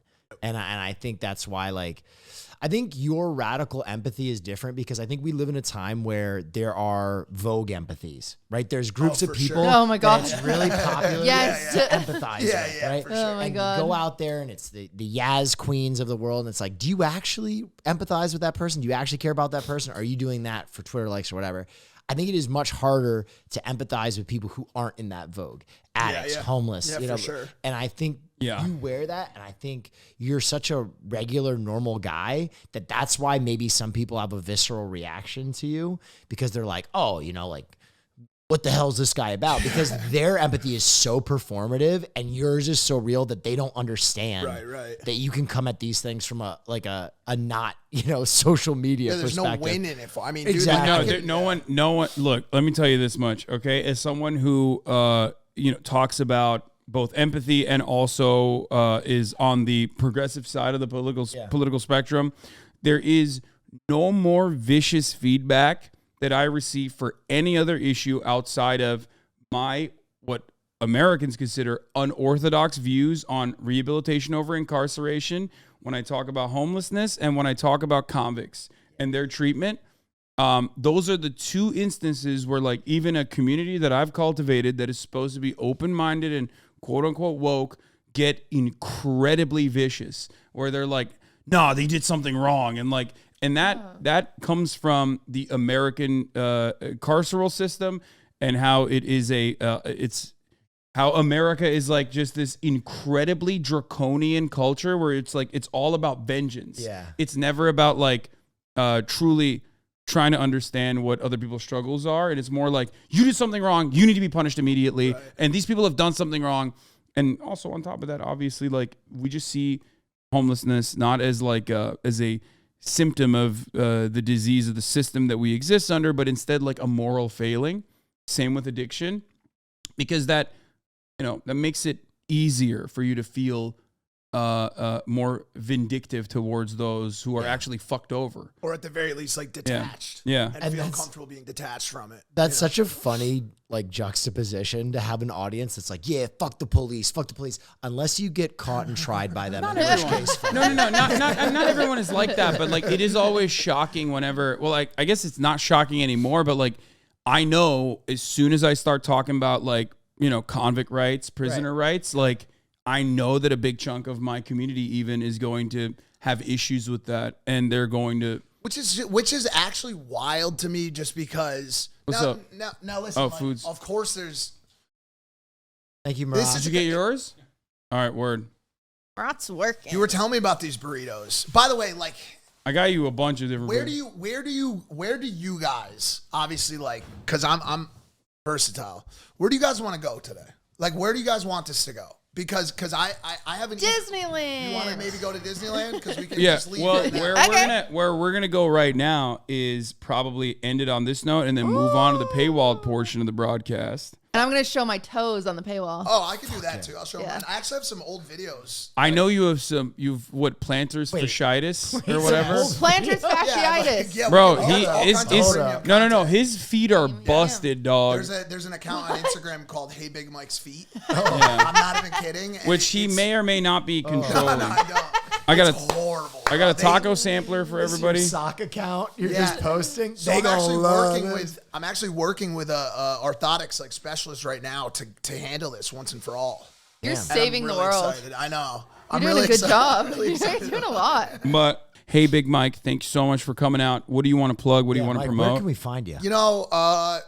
The Night Shift on YouTube, Impulsive. Obviously, read the Fifth Vital. I mean, we talked a lot about addiction and mental illness today. I mean, that's the greatest thing I'll probably ever do in my life. And so, and it's a bestseller. And it's a bestseller. That's right. New York Times snubbed me because it's a club, but I should have had that as well. But yeah, I mean, other than that, instead of plugging anything, just please be nice to each other, dude. Like, I'm just so amazing. Freaking like, just do what you can to like leave nice comments. I might have to like incentivize it financially soon. Like, I don't know how we do that, but just please, be nicer. Be nice to each other, dude. That's it. That's all I ask. All right, hell yeah. This was a banger episode. Yeah. Thank you. And thank you so much, QTCinderella, for coming. I show up sometimes. Albeit, you're the new Will now of the podcast. I know. Will's here always on time, ready to go. Everybody wants to make fun of Will till they become the Will. I'm the Will. Anyway, but always eat burritos. QTCinderella. What? How's your day, Ben? You know what? Do you want the tea? Do you want some tea that's behind the paywall? That shit, bitch. Yes. We have some paywall tea. As we know, fake nudes of myself were leaked everywhere this past week. Oh my God. Paywall. We're getting into it. We're in the paywall. I wasn't going to touch this with No, a 10-foot I am a woman, a part of it. I'm more than happy to talk about it. And it sucks because, I feel like there's like levels of kind of how much you get hit by it. And like Maya and Pokimane were like the number one, like they got hit the most. Sure. But the issue is that Atrioc was a best friend of ours. And so I've been. Now you put that in the past tense. Yeah, I did. God. Unfortunately, Mariah ate most of the chips right now. It's okay. And so yeah, I put that in the past tense because the damage is just irreparable. Like, I'm not kidding. It's so irreparable. No plugs. We're on a serious topic. Yeah, right no, it's not. I'm being casual about it. I don't think it's like. No. But what happened? I want to ask, like, my nudes. I saw this, obviously. Yeah. I still am. So did everyone. So did my Mormon family. No, sorry, I didn't see by the that. way. No, I'm saying, like, that's how bad this was. Is it wasn't a controlled thing. That's not what I meant. I saw the fallout from it. Yeah. And I'm just trying.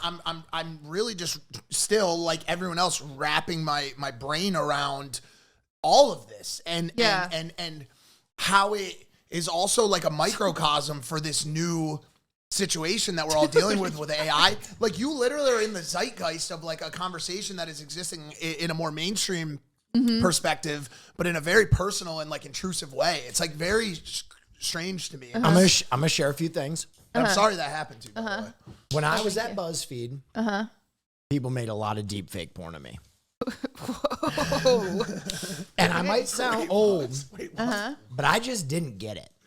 Okay. Like me photoshopped onto some rip gay porn star's body with a decent cock. I was like, who gets off to this? And I've never understood deepfake. Like, I just don't understand. Yeah, It yeah. doesn't do anything for me. Yeah. And beyond that, he's fucked a lot of porn stars. Uh-huh. And I'm going to be honest. You talking to me about this? What do you mean? Once, I'm going to, Hold on a second. and I don't know what I this, fucked a lot I of don't know porn what this stars. says about my psyche. Uh-huh. But once I met these women, I couldn't jerk off to them anymore. Yeah. Okay. I don't know. Like, they existed as real people.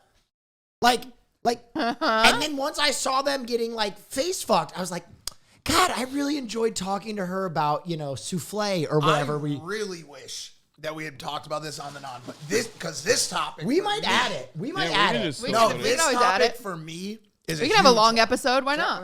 Yeah, Okay, so obviously, like, that is my second home. That space, like, I've Yeah. The Playboy Mansion. hung out, hung out with every adult star, and they're all friends of mine. From Emily to Riley to obviously dated Lana for a long time. Yep. And by way of them being in my content, I've now gotten I've been on the receiving end of this, like, strange PTA mom-esque ridicule that has started to exist on the internet, where when you hang out with girls that do this type of stuff, it's haram, it's you're a terrible like, this is all very new. I grew up on Howard Stern, I grew up on Hugh Hefner, I It's grew up not on new. Anti-sex work sentiment has always existed. It's just you're humanizing adult workers, and that's why you're also bad. The idea that they're bad has always existed, Sure. especially by hypocritical pieces of shit who love consuming it. But that's now the you're worst part yeah. of it. Now that you are playing a role in humanizing sex workers, you're also Yeah, bad. but Stern never. But I maybe he didn't have the availability or democratized, way of getting that feedback. But Stern wasn't given that type of feedback from people. And by the way, the weirdest part of it is it's 19-year-old boys, like 19-year-old men. Like, Yeah. why are you so? But to your point, Listen, I'm a big Stern fan. yeah, I think part of that disconnect that you're experiencing is social media wasn't a thing. Like, Yeah. Clear Channel and, like, Moms for Against Drunk Driving or whoever hated Howard Stern. Yeah. Like, the same Karens that are coming after you, they just didn't have a Facebook page from which to launch. No, but their it was vitriol. moms. Parents, But yeah. it was moms. That's what I'm saying. And now there's been this weird young thing kids where the dudes, this is what happens. They literally go on Pornhub. They jerk off.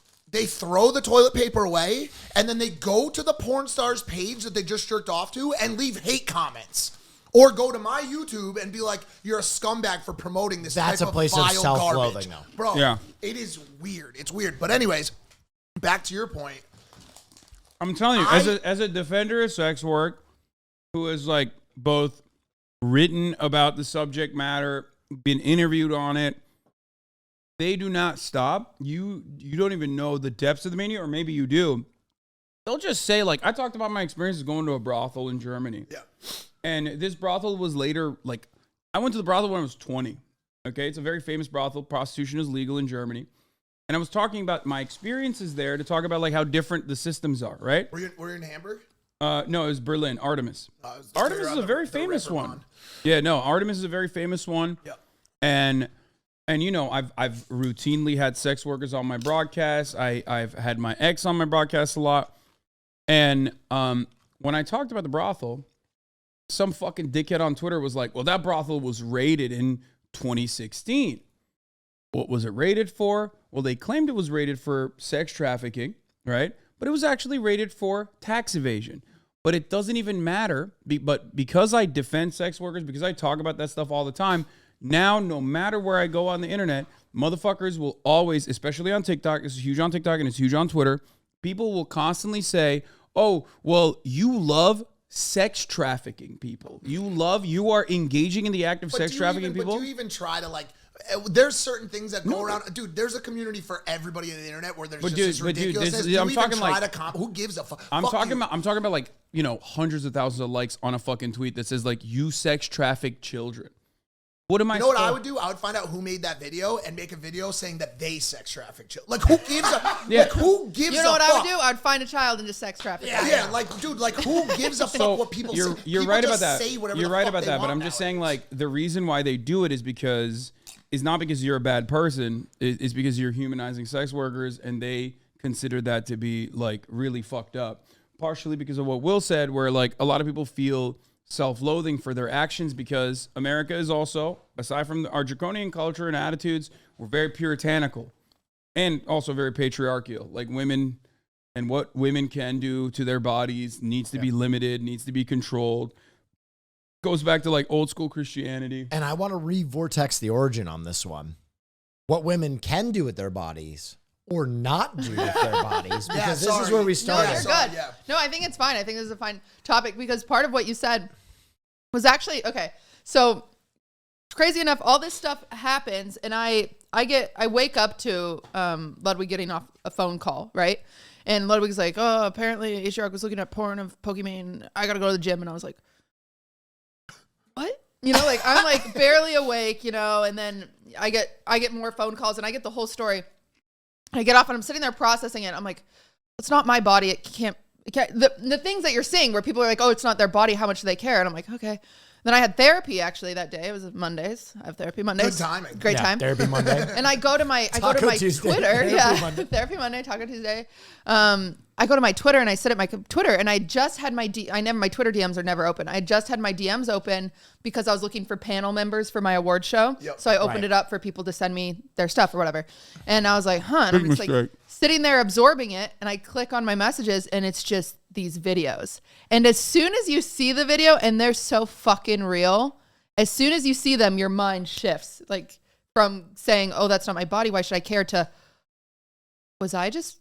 did I do that? Like, am I that? Did I do that? Did do you people have like a this in me? werewolf moment where you're like, I lost track of time Well, again? kind of like Did I you do just sit Xanax? there. Like, Well, what happened? every woman that has been a part of this has kind of mentioned the same feeling. Like, it reminds me of, like, I was molested as a child, and it reminds me of that feeling. Like the uncanny valley. like, how did this happen? Did I, what? You know, and I'm like, oh. And then my therapist thing pops up, and I'm like, oh, boy. Well, because the same thing This is exists, going right? to be a dense therapy Monday. How long you got? It's because there's no consent. You didn't consent. There's to no it. consent. It's There's no completely consent. outside of your control, and that's kind of what the problem is, right? Yeah, and then so I go to therapy and I'm talking to my therapist and she was like, the problem is of all of this is kind of what you said, where he did not have a visceral reaction enough to exit out. Because usually what happens, I've had deepfake porn pop up before and you see it and you're like, oh my God, and you exit out and that's it and you move on. The fact that he didn't have a visceral reaction shows that he purely saw this objectively, which is really fucking sad when you're a woman that exists in the space, knowing that he had to scroll past pictures of me to get to those pictures that and it's like, man, so I'm just an object. Like I'm, and maybe his justification was it wasn't their bodies, whatever it was, it's just like, it's just so depressing and so sad. But then, I get out of therapy and I'm like, oh, this sucks. And Ludwig's in meetings and he's taking care of all sorts of stuff. And I'm just sitting there and I'm on the phone with Maya and we're just fucking trying to talk to it. And I'm sitting there and I'm eating ramen noodles. And they're spicy ramen noodles. I'm sitting there and I'm like, this is crazy. She's like, I got to go process. I'm like, same. I hang up. And then I just look at the DMs again and I see my body and I see the way it's supposed to look. And I'm like, my body doesn't look like that, right? Like, What do you mean supposed to look? How it should look like in this sexual way, like the way this is the male gaze, right? So I'm looking at this. It looks convincingly like my body, but it also doesn't because it's fucking perfect. And I know my body's not fucking perfect. You're perfect. So, well, that's nice of you. But you're sitting there and you're staring at this and I'm looking at it and for the first time in years, I went into the bathroom and I threw up my lunch. Wow. That's how bad it was. And I'm being like so genuine. That's how bad it was. I sat there and I just slowly was like, I will never have that body. I need to have that body. So like it just I wanted crushed. It just crushed your like confidence. It sent me back. Like, and I have pretty bad, I go to therapy. We have problems. But like, it's the first time I've thrown up a mill in years. And it just set me back to like little like 20-year-old me just being like, I will never be good enough. Like, and it's just like, what the fuck? Like, why? Like, how? And so then people saying like, how does it affect them psychologically? I don't know why it's affecting us psychologically. Well, it's so visceral, like of a situation to like. It's one thing for someone to say to you, "Oh, like you're fat or you're too skinny or you're too you're this so or too used that." to that, yeah. But when someone puts your face on what would be considered the optimal outcome for your body type, that's almost like this like really visceral reinforcement of what you should look like. Yeah. Like that, like I get that. And by the way, like I could never, I know there's been a lot of sentiment towards men who have like discussed this and I'll almost in a way like double down on that a little bit. I can't relate or understand it all here. So like, there's a lot of things in life that I just, in these type of situations, I won't really comment on it because I don't know how I cannot even imagine what that feels like. In another, much lighter way, it was a big moment for hentai guys. Because are you dabbing me up, bro? What the fuck? I just dabbed him up. You were the weirdos. Now we you're were not. the alpha creeps, and now everybody's like, that's ethical. Yeah. Yeah. I think hentai ethical vegan hentai. I think hentai may be more ethical. I was thinking about this the other day as I watched this like 8-tentacle beast like with like a 14-foot cock like have sex and bro there's no player in the game. It's just the animator. Only the animator can really claim any kind of problem from it. Maybe that's the direction we move. Yeah, cartoons. But back to the serious element of it.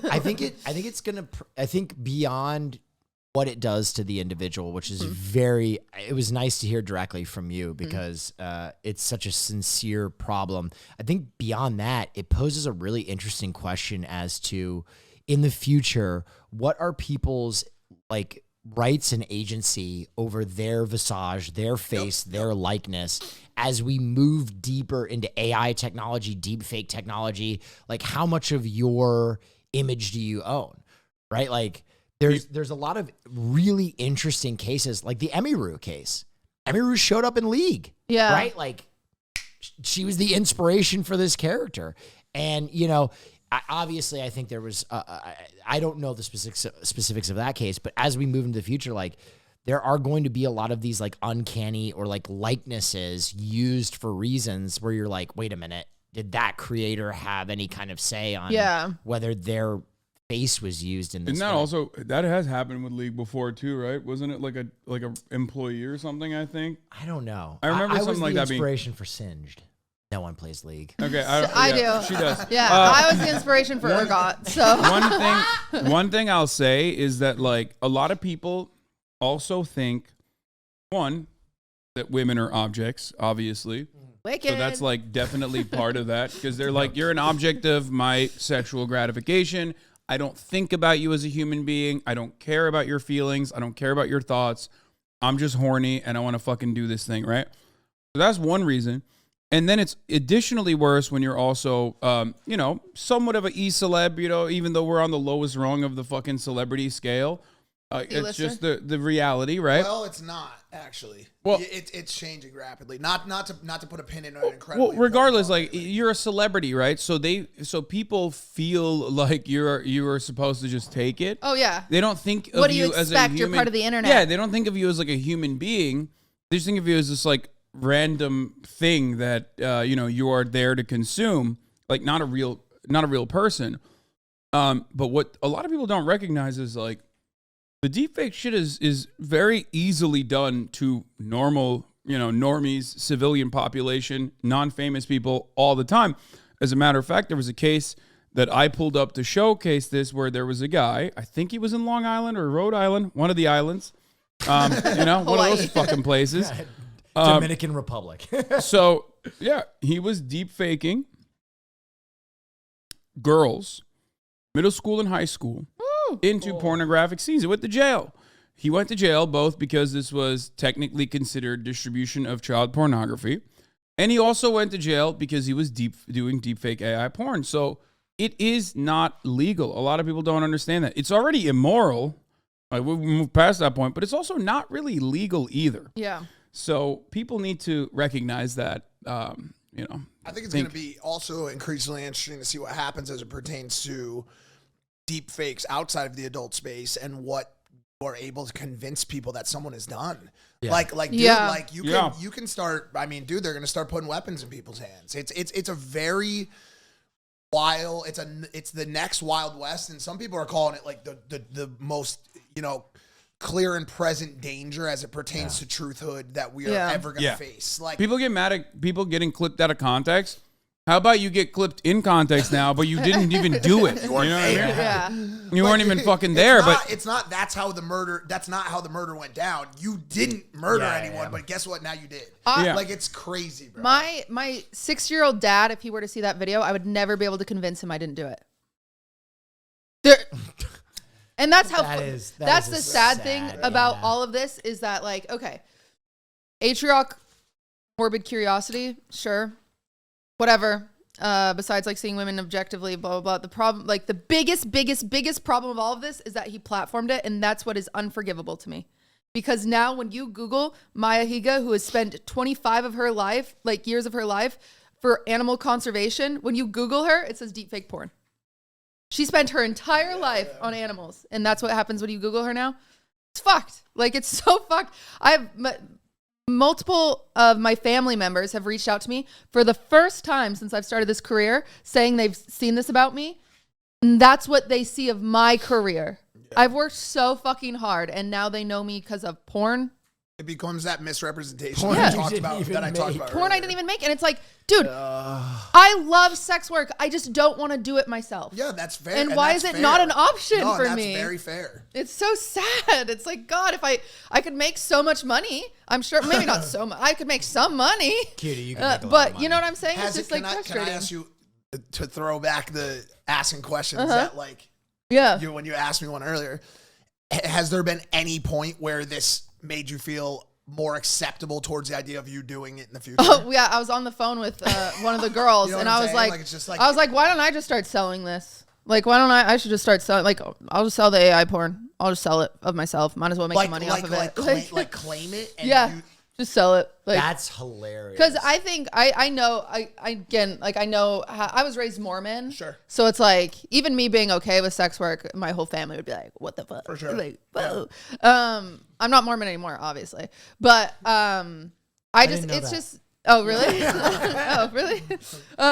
how dare you? But it's like, I don't know. It's sex work is just not something I've ever personally been And interested by the in. way, that's another. So even after seeing it, it doesn't make me feel like, no, the gateway's been open. And That's you shouldn't another- have to explain that. That's what Yeah. I was That's like going to say. any That's another profession. topic of discussion too. Is that, like, why don't you want to be a mechanic? Yeah, Right. it's like all respect to mechanics. It's a wonderful way of life. I just never. But that's another thing. That's another topic. Like, just because you can even feel like sex work is, you can think it's not okay. I don't even have that much of an issue with that. I have no issue with that. Like, you can have your belief, but that does not give you the right to then go and disrespect or demean or think less of the people who interact with the space. Oh, yeah. Does that make sense? Everyone Especially is when entitled they're- to an opinion, for sure, and I back that completely. Like, Especially when their output is overwhelmingly positive. It's like they're just making content that people are consuming. And I see it as in no way, shape, or form any different as long as it's done ethically. I don't see it as anything different than like watching a fucking movie. But because there's like real sex happening on screen, people just like lose their fucking minds and can't see it that way. They're like, no, it's different. well, yes, correctly, correct. What you just said, because this idea that it's real. But if you think about what you just said, they're completely against the idea of people having sex, making love, whatever you want to call it, on screen. But the idea of watching someone carry out a mass shooting on screen is completely fine. And they'll say, you don't know how dangerous sex is. It's desensitizing the youth. It is creating an unrealistic expectation of what needs to be done in the bedroom. But then they'll go watch a movie about a warrior who murders a city when we have a massive violence problem in this country. Yeah. And so the double standard that exists alongside the fact that porn continues to be the largest industry consumed by the people who are angry about it. Yeah. Is just it's a clusterfuck. And I think to the point that it's because it's sex. It's a constant struggle with masculinity, with democratization and women's ability to make money. There's so many factors at play, and I will say this last statement on that will cover a lot of things that we talked about. The internet loves to simplify extremely complex situations. We're a headline culture. Everybody wants to know via TikTok or tweet what is happening. Yeah. This is complex. This is very complex. It deals with religion, industry, women's rights, men's rights. So the idea that you can make a blanket statement that is one sentence long to cover the adult industry, which is a $150 billion annual industry bigger than the MLB, NBA, and NFL combined, is ridiculous. It's ridiculous. It is a conversation that we're now having. But again, it doesn't matter because our social conditioning is so powerful. And if you were brought up in a super puritanical environment, it's very difficult for you to like. If you're brought up in a patriarchal, puritanical environment, Whoop, whoop. you do not fucking see women as consenting actors in any meaningful capacity. And you certainly don't like it when they take matters in their own hands and make money off of doing porn, even if you consume it yourself. You turn around and you feel shameful by that consumption, and you lash out and you think like, you think that this is acceptable and appropriate to just shit on women like that. I'm going to say the most controversial thing that has happened during this podcast. What? Yet. Wow. That burrito was mid. The chips were fire. Disagree. Was waiting till we got off the heavy topic. Mine may be better. My specific one may be Hasan provided. We have not talked about food today. I'm happy to keep talking about the adult stuff because there's so much more meat on that bone as someone who has lived in that industry, and I wanted to talk about the humanization factor of it a little bit. That burrito was my burrito was very good. Really? The steak was very tender on it. The usually guac is fresh. Usually your Rex, you got them fat boy Rex. They're serious. Yeah. The problem is don't say the names. Yeah. What are you doing? Don't leak it. Beep. Yeah. Bleep that out. The problem is I think it's very far away, the restaurant. So even if I get priority, like it gets cooler over that distance. Do you know what my food thing is? Obviously, right? Or butter on toast. That was. So wait, you love butter on toast? Okay, so I'll allow that. That's actually the right We connected answer. about From that. an OG standpoint, you just made every night shift fan so happy. So I originally every show that I did, I had buttery toast. But now you're a burger guy. There you go. Perfect. Hey, I'm on the motherfucker. Damn. Correct. Okay. So I have the most viewed weekly burger review on the internet. Oh my god! Every What a week, random thing. Okay. And so every week I go and I on my YouTube channel, every episode I put out a new review of a different burger place. First, if you don't bring me on one, you're a coward. Whatever you want. Second, I would be honored, dude. Second, I would love to have. How are we feeling about Shake Shack? I give it an 8. It's at an 8 flat now. It's out of the triad. Where you put Five Guys? Out of the triad, it's number 1. I have it above. Five Guys. I have it above In-N-Out. This guy fucks. I just like what they create. I like so what I like to think of when I think of burgers is that the ultimate burger creates a concoction in your mouth that is a mush of several of the ingredients coming together into this like beautiful paste almost, right? Way to sell it. Yeah. Oh, I know. It a doesn't sound concoction of mush paste. Mush. So basically, I know what you mean. You take a very buttery potato bun. It mixes with a very high fat, greasy meat and an American cheese that create and a sauce that creates a concoction. And I think that burger. Shake Shack does the best job from the triad standpoint and for those 3, right? Now, trilogy, sorry.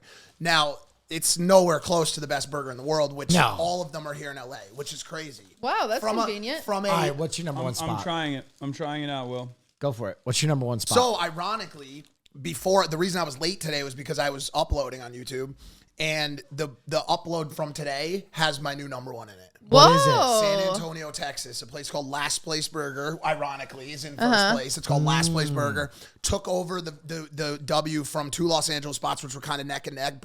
Burger She Wrote on Beverly. Very good. Fantastic American Wagyu smash burger, double patty, Oklahoma with onions on a potato bun, on a sweet Hawaiian bun. Now, Oklahoma is where you put the onions in the patty before you flip. So both raw. Wow. Yes. So they're Oklahoma. Fuck yes. Yeah. Oklahoma has both. I went to culinary school, and you guys know way more than I Just do. about burgers. Yeah. But This is and then there's a huge. place called For the Win on Franklin, For the which Win. is fucking insane. Ooh, I think I've heard. Dude. Yeah. It is so good. But I mean, dude, LA, dude, is like, I mean, you've got Window, you've got Heavy Handed, which was a truck and now is a brick and mortar. You've got Love Hour. You've got Herbs? Herbs does a great job. Fuck with Herbs. You've got a lot of good burgers. Burger here. King. Worst. The King of Burgers. Yo, I mean, Actually, burgers. I'm gonna keep it The worst burger No, of all time. I'm gonna keep it a buck. KFC started a burger. I had a Burger King burger because we did a like general fast food burger taste test, right? In and out, Shake Shack, blah blah. And we were going through them, and I was like, here comes Burger King, Bro, dog this of is the so bunch, good. absolute He's bullshit. on crack. He's wrong. Nah, it's so mid, bro. Like compared to Pinches, are you shitting me? Pinches is That pretty can't good. hold Pinches jockstrap. I don't know why. I'm just really like, maybe I was hungry. I'll tell you why you really like it in a second. Well, what was I even talking about? Burgers. Burger King. Oh yeah, Burger King, sneaky good. Sneaky good. No. I thought it was gonna be big dog Ironically, shit. In Europe, Burger King is like a gourmet restaurant. Mm. Like they have this thing Oh, called that's nice. they have this thing called the long chicken there. It's like a chicken sandwich in Germany. I'm like proud of Burger King and yeah, you. and it's Oh, really good for them. Oh yeah, can I please have long Can I have the long chicken? So, listen, nice burger interlude. Just last thing on the adult stuff. Yeah, let's get back into it. We don't have to go too deep. Too deep. Talking about but cacophonies.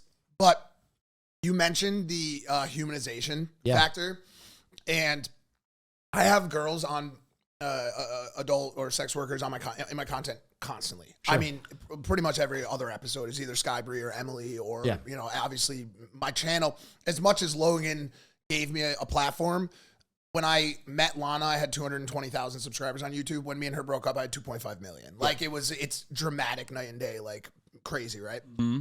And a lot of them think that it's going to be this massive like influx of new subscribers and new this and new that.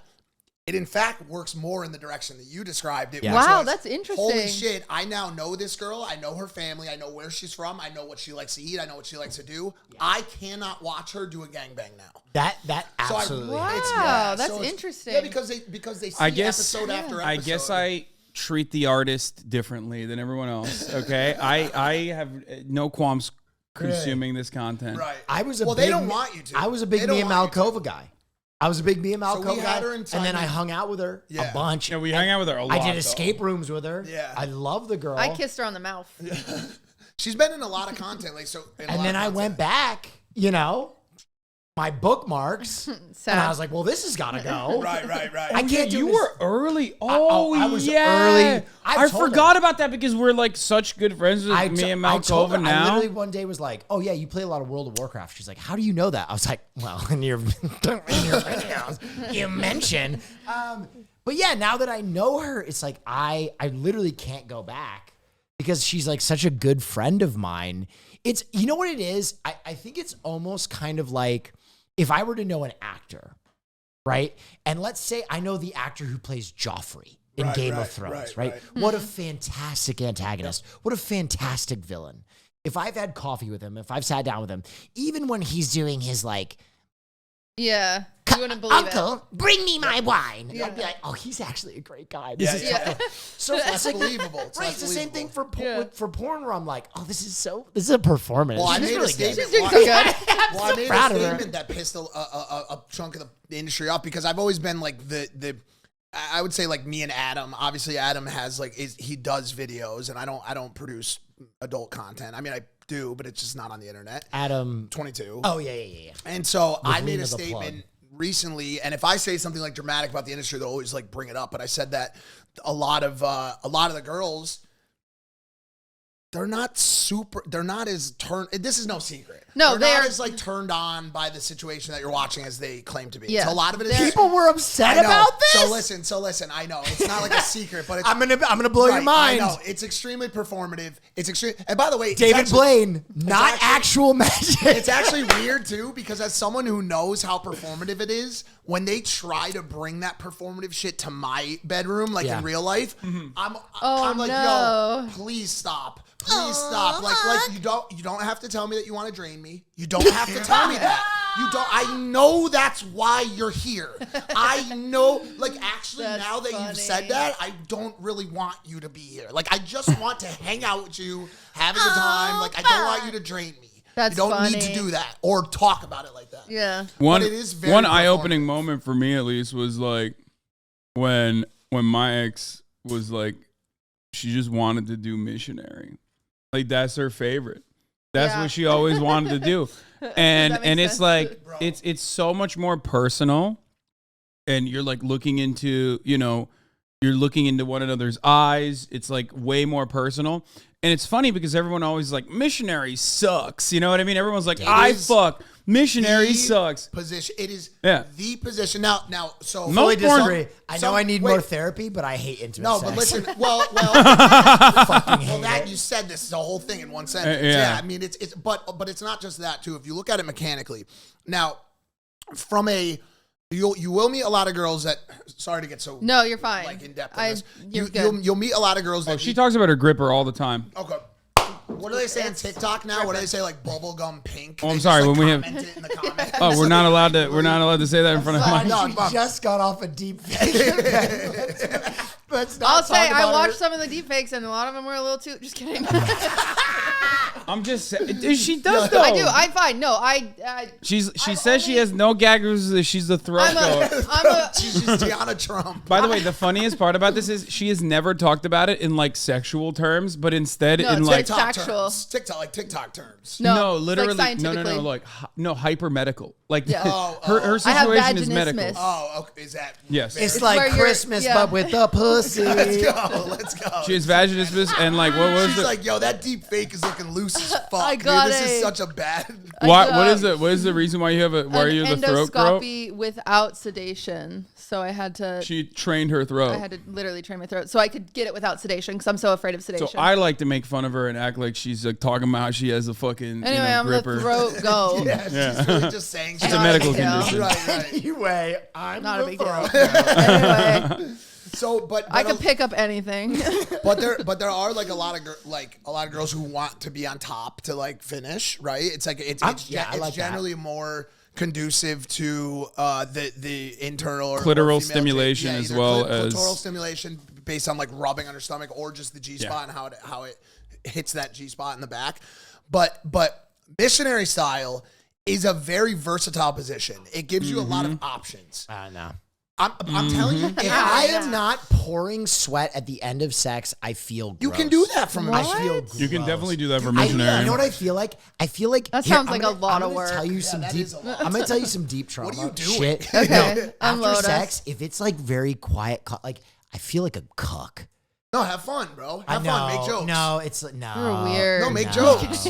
I feel like you know what I feel That's like? the best time to sneak out and make a little sandwich for yourself. Yeah, you're. What do you mean? Listen, no.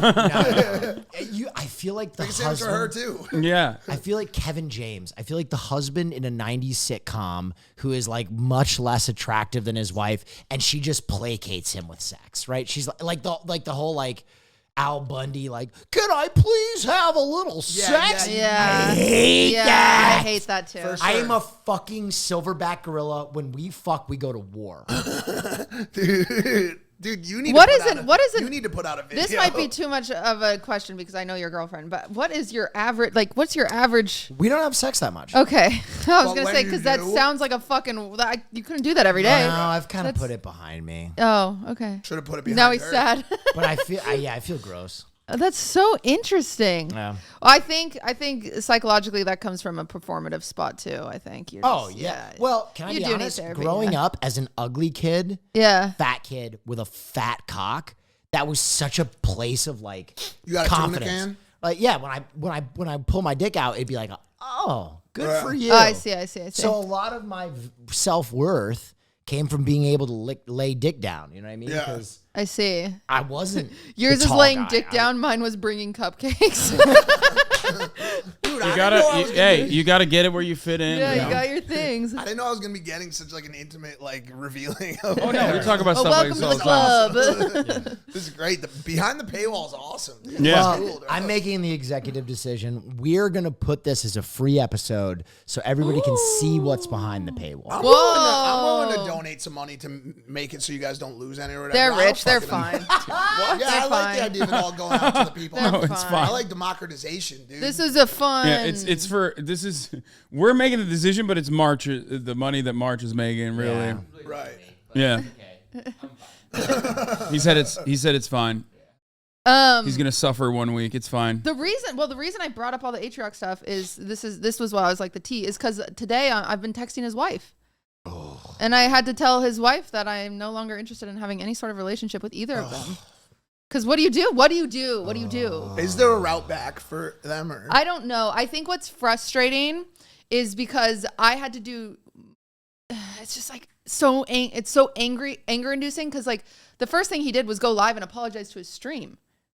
He didn't apologize to any of the women. He apologized to his fucking stream, and it's like, what are you doing? Yeah, that apology was definitely a Marketing Monday L. Definitely emotional. You know, he's thinking, and it's hard because we've been friends with this guy for years, and I'm Not just good like, marketing. Can I ask a really difficult question? yeah, This is a very human question. that's fine. Right? I like This is being kind human. of like a Christ-like, does sin happen in the mind or does it happen in the action? If Atrioc had jerked off to the thought of these women or to their like Instagram, dude. I don't know. is it as bad as the act of actively pursuing deepfake porn? Yes, it's worse when you pursue deepfake porn. 100%. Yeah, I would say yes. Yeah, it's definitely worse. But we could call my daddies in the bishopric if you want. You could tell him. Imagine. He'd be like, a very difficult ethical question about He's got deepfake the porn. No. I think again, like I said, I think I could forgive if he would have like called me on a Tuesday and he's like, "Hey, I looked at this 3 weeks ago. I'm so sorry." I think I could find a place and like I could forgive him for that. But the problem is that the platform and the wildfire that it spread is just like it feels so unrepairable at this point. And also me being like I jump in. I want to fix stuff, so I jump into action. Even though I'm crying, I get all these girls that were as many as I could. And I'm like DMing them, asking if they're okay. And I'm telling Atrioc, I'm like, I know this company because I used to pay a company that cleans the websites for photos of you. Yeah. And I'm like, I said to him, I said, you are paying for every single girl to get clean. I said, I'm like, you're How much doing do you it. think You're something paying like for that would cost? 80 to 100K. You have that kind of bread? I don't care. God damn. That's how I feel. Is I genuinely don't care because he caused the harm. He has to fix it. But the problem is like, finally I got to this point and then like, you know, he apologizes and he sends me an apology. I said, why the fuck are you apologizing to me? You haven't apologized to Pokey. You haven't apologized to Maya. And I said, why the fuck do I keep telling you what to do? This is like, you can't say you're sorry if you're not doing fucking anything without me telling you to do it. Like, I'm done. I can't keep helping you. This is crazy. I mean, devil's advocate, I agree with everything you say. Yeah. He never intended to be the typhoid Mary of deepfake. Of porn. course. Yeah. Of He course. didn't want to be this guy. Here I we think- go. I think Here we the go fact into that- the classic I think the intent versus execution conversation. This is such a big conversation these days, especially on the internet. And like, we know how law looks at it, but like, we're still very much all exploring. No, fuck the law. We're talking about morality of the situation. No, I know that, but we're all very much exploring together, like this idea of like intent versus execution. What's the split? I think What's the intent. ratio? I think intent only matters. Well, they both matter when it comes to restitution, like when it comes to acknowledgement of what you've done, and if you truly are someone who is better than your actions or in your weakest moments, I think they're both important from the perspective of like, what can you do to make the situation better? How can you offer restitution to the victims? How can you undo some of the harm that you've caused, whether intentionally or unintentionally? Yeah. You know what I mean? That's it. I think it's nice because he could have just said no, he wasn't going to pay it, right? He could have said that. So at least he's going to pay it. But it's just like, it's so frustrating to have to be like, okay, so now I want to sue the guy. So I've talked to 3 different lawyers trying to figure out how to sue the guy. They're telling me not worth your time. Fuck. So now the only thing that I can do is try to create legislation. So now I have to meet with my state legislator to try to get a bill passed, all this stuff. I'm working on that. Oh, really? Yeah. I found my state legislator. I'm going to get a Not thing set through up. your state legislator, but because in California, deepfake porn is already illegal. Oh, really? Yes, in Virginia and California, deepfake porn is already illegal. I am talking to AOC right now about it. I could cry. That's so sick. I think Yeah. the other thing. About what federal legislation? Yeah, like what can be done through the legislative body. I think the other thing, and this kind of goes without saying, but we do have a younger audience. If you are a young man, if you have questions about this shit, listen to women and see the real impact that it has on real people, and try and remove yourself from the parasocial element of it, and listen to these people and listen to them tell you that it's harmful. And, you know, it's not, don't listen to the takes out there that they're public people, blah, blah, blah. Listen to the women that it actually affects, and you'll learn a lot. I think the really hard thing about it is, like, the reason I went live crying was because I get that so often. People being like, why does it affect them? I'm like, let me fucking show you. I'm also the last person who wants to hate this guy. I'm the last person who wants to dislike him. He is one of my boyfriend's best friends. He's only ever been so kind to me. I love spending time around him. If anything, I'm ostracizing myself more from my boyfriend's friends, because now I don't want to be around him. I don't want to hate this guy. I really don't. I've loved him for years at this point. I'm devastated, and it's like, what do you want me to do though? Like, how do you move on from that? I don't know. And maybe 8 months from now, you know, emotions settle and something, but I don't see it happening. It's just like, I just can't believe the shit that it's caused. Like, it's just so much. It's been a big story for the past. It's like infidelity. You know, even if you forgive someone, it's going to live in your mind. Well, yeah. And the interesting thing is there's all these media outlets that reached out to all of the girls involved saying, hey, do you want to do an interview? A lot of the girls are like, I don't want to do an interview because I don't want to further the narrative that I'm a part of this. That makes sense. But also, without us doing interviews, without more political outcry, then you don't get bills, you don't get legislation passed, because politicians don't have the motivation, right? Right. So it's like, I'm sitting here and I'm looking at this double-edged sword. Okay, I can take all interviews, and they're very well-known media outlets that are asking to interview me, and I have like 12 interviews that they want me to do. I mean, I can take all of these and I can further my name in this, or I could just get it to shut the fuck up and stop the Streisand effect and stop people from doing it. Like, just shut up. I could just shut up. And when it's almost impossible to like take every website down, you have to make that calculation in your mind where you're like, do I really want to keep promoting this concept even so that other people are motivated to make more? There needs to be more deepfake porn of legislators. Maybe that'll get us. Right? The fact that you just said that, I can't even imagine what's going to come out. I think, I want a Mitch McConnell gangbang.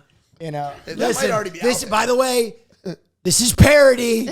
I'm being parody. Funny. Please don't do this. You're going to jail. I'm not even really on this show right now. I'm a deep fake. When they deepfake Mitch McConnell and Lindsey Graham on Lemon Party, onto Lemon Party, isn't it Lemon Party? The old men love Lemon Party. Yes. Sucking each other off. Oh, dude. Yeah, but I wouldn't be so sure that was a deep fake. No, this is hyperbole. This is parody. I think one of the cheesiest quotes I've like ever seen in life, but it is true, where it's like probably my better option for my own career is just to shut up at this point. And it's like this silly quote that I've seen before, that it's like, a woman's like, the first time a woman bleeds isn't between her legs, it's when she's biting her tongue. And it is. Wow, It's so exhausting. Who said that? Taylor Swift? It was Taylor Swift. And she said, "Fuck you, John Mayer." I have a doormat of it now. Yeah.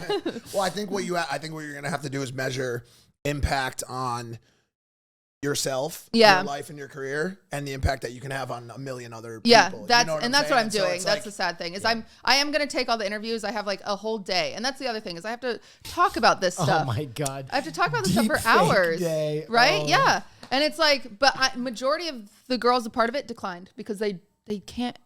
It's like swatting. I don't blame them. Because it's like swatting. Just like swatting. You don't want to talk about it because the more you talk about it, the likelihood of it happening to you, it gets, a lot more likely. That's just what it is. I make it a point to never talk about it until, someone is openly deciding to reveal their stories. And even then, I don't talk about my experiences. Maybe I have, maybe I don't. You'll never know.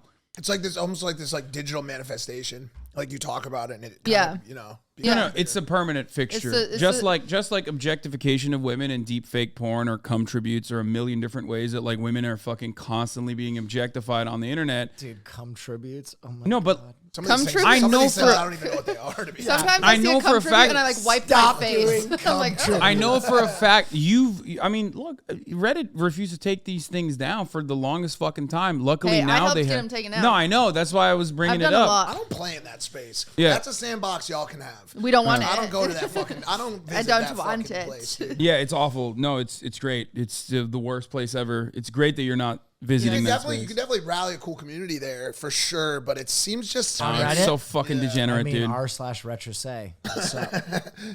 This is retrosate titties. Like he's talking about a specific type of boob. yeah, it's oddly specific. It's oddly specific out there. It's like the hill, the retrosate tit, Teardrop. oh, a teardrop top. very boob. specific. Yeah, it's very. Judy is it's- looking at Will with. I was envisioning a teardrop boob, and I don't really know if I know what it looks like. I think I do when they're kind of like pointy. Yeah. Yeah, it's. You like that? In Ireland, it's known as a prim-looking stargazer. Oh yeah, prim looking scar. You know, there's a boob for everyone out there. Yeah, I That's like what's all cool. boobs. I've always been more of a fan of the Idaho potato. What's Never that? I just busted? made that up. I don't fucking know, dude. I just came up Bro, with this guy's sneaky as I just fuck. came He up keeps with some, doing this. random shit. Yeah. And I know it's not a pickle Baited. baited stargazer. It's just a boob that's whatever you been call rubbed in it. some dirt. Yeah. I love that. Put some sour cream on top of it. Dirt boob, buttery dirt boobs. There was, anyways. there was more I wanted to talk about, and now I'm You're fucking talking drawing about more. swatting, and you talk about it.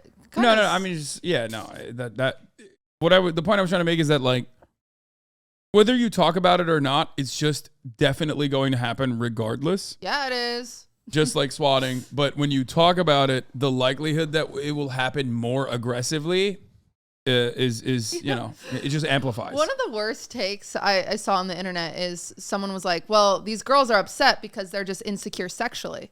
And it's like, okay, so we are.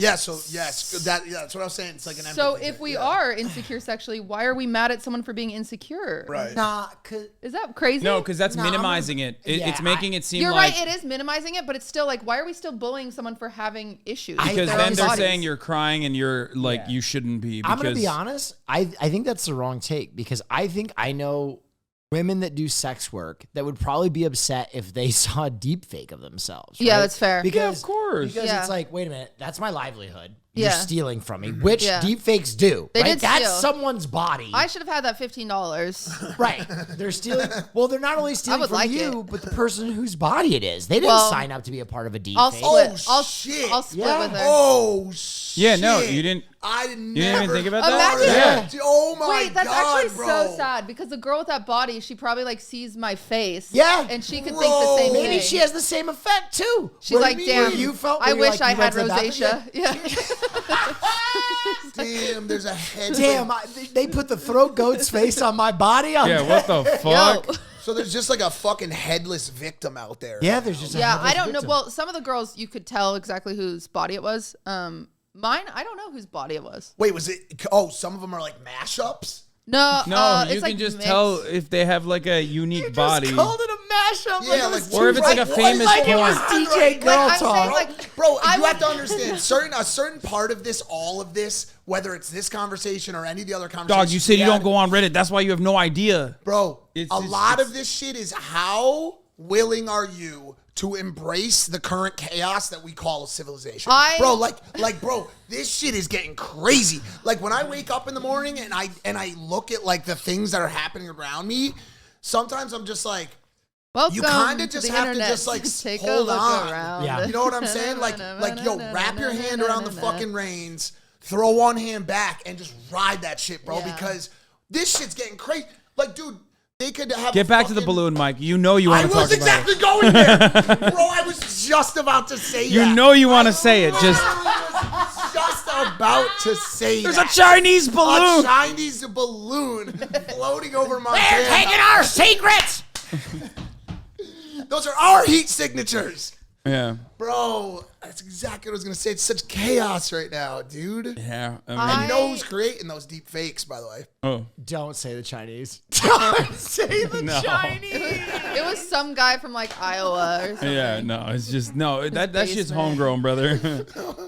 You know. Damn, bro. I would know if my face was on like Alexis, Texas. Right. Which is kind of offensive that they didn't give me Alexis, Texas. Are you an Alexis Texas fan? Who isn't? She's the ass goat. Yeah. She's podcasting nowadays, right? Is she? I don't know. Yeah, she's got the Alexis Texas podcast. I think Alexis, there was a have me time. on. There was a She time would and have place to, when every yeah. porn star would like become a DJ. Now they're podcasters, which I think is better.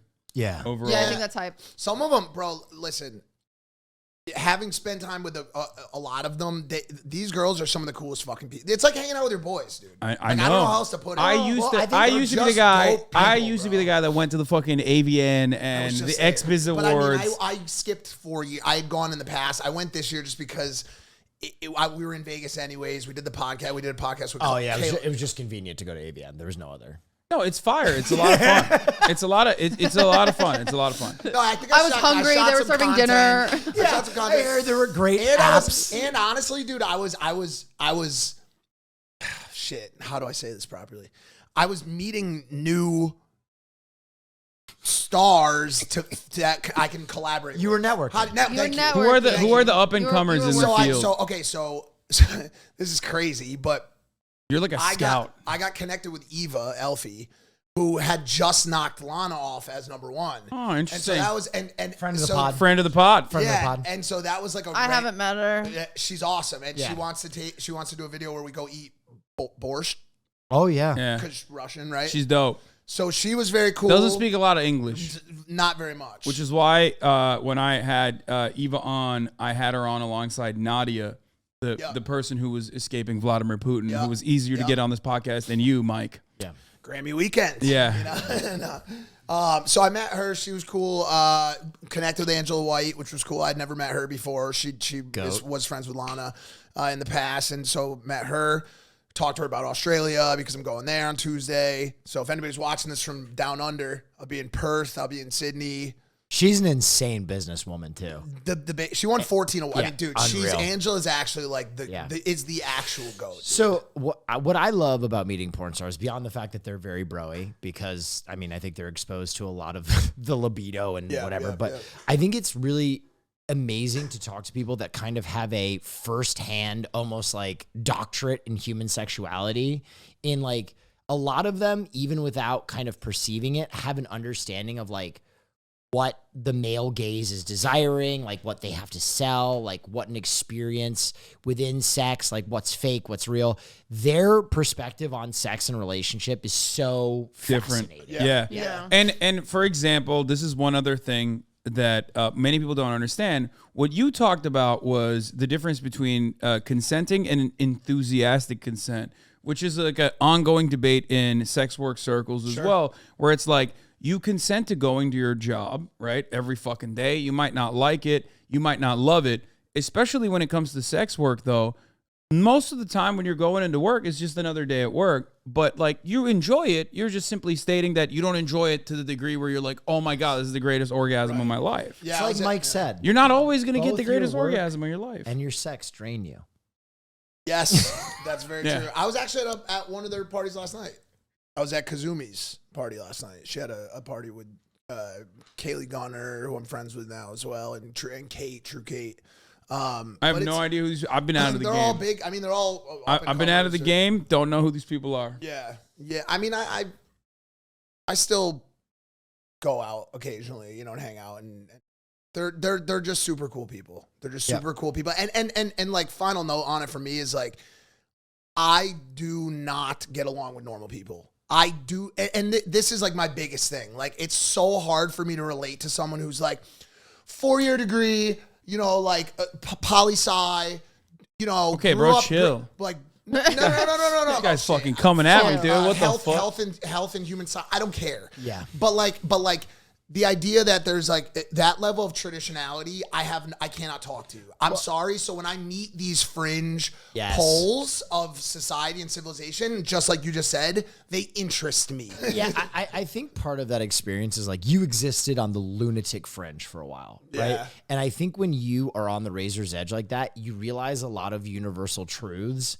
because you kind of see the ridiculousness of normal life and how it's kind of equally ridiculous as the extremes. 100%. And so you have much less time for bullshit. And that's why I think, especially porn stars, like they're so open, they're so like candid that you can get a much more honest. The issue for me has been as I continue to age, like physically, Well, you look great. Yeah, well, thank you. But as I continue to actually age and almost age out of like a lot of things especially because of the time that I missed in addiction, I I have been trying to pull myself out of that. I've been trying to pull out of that space a little bit, just because I really do need to.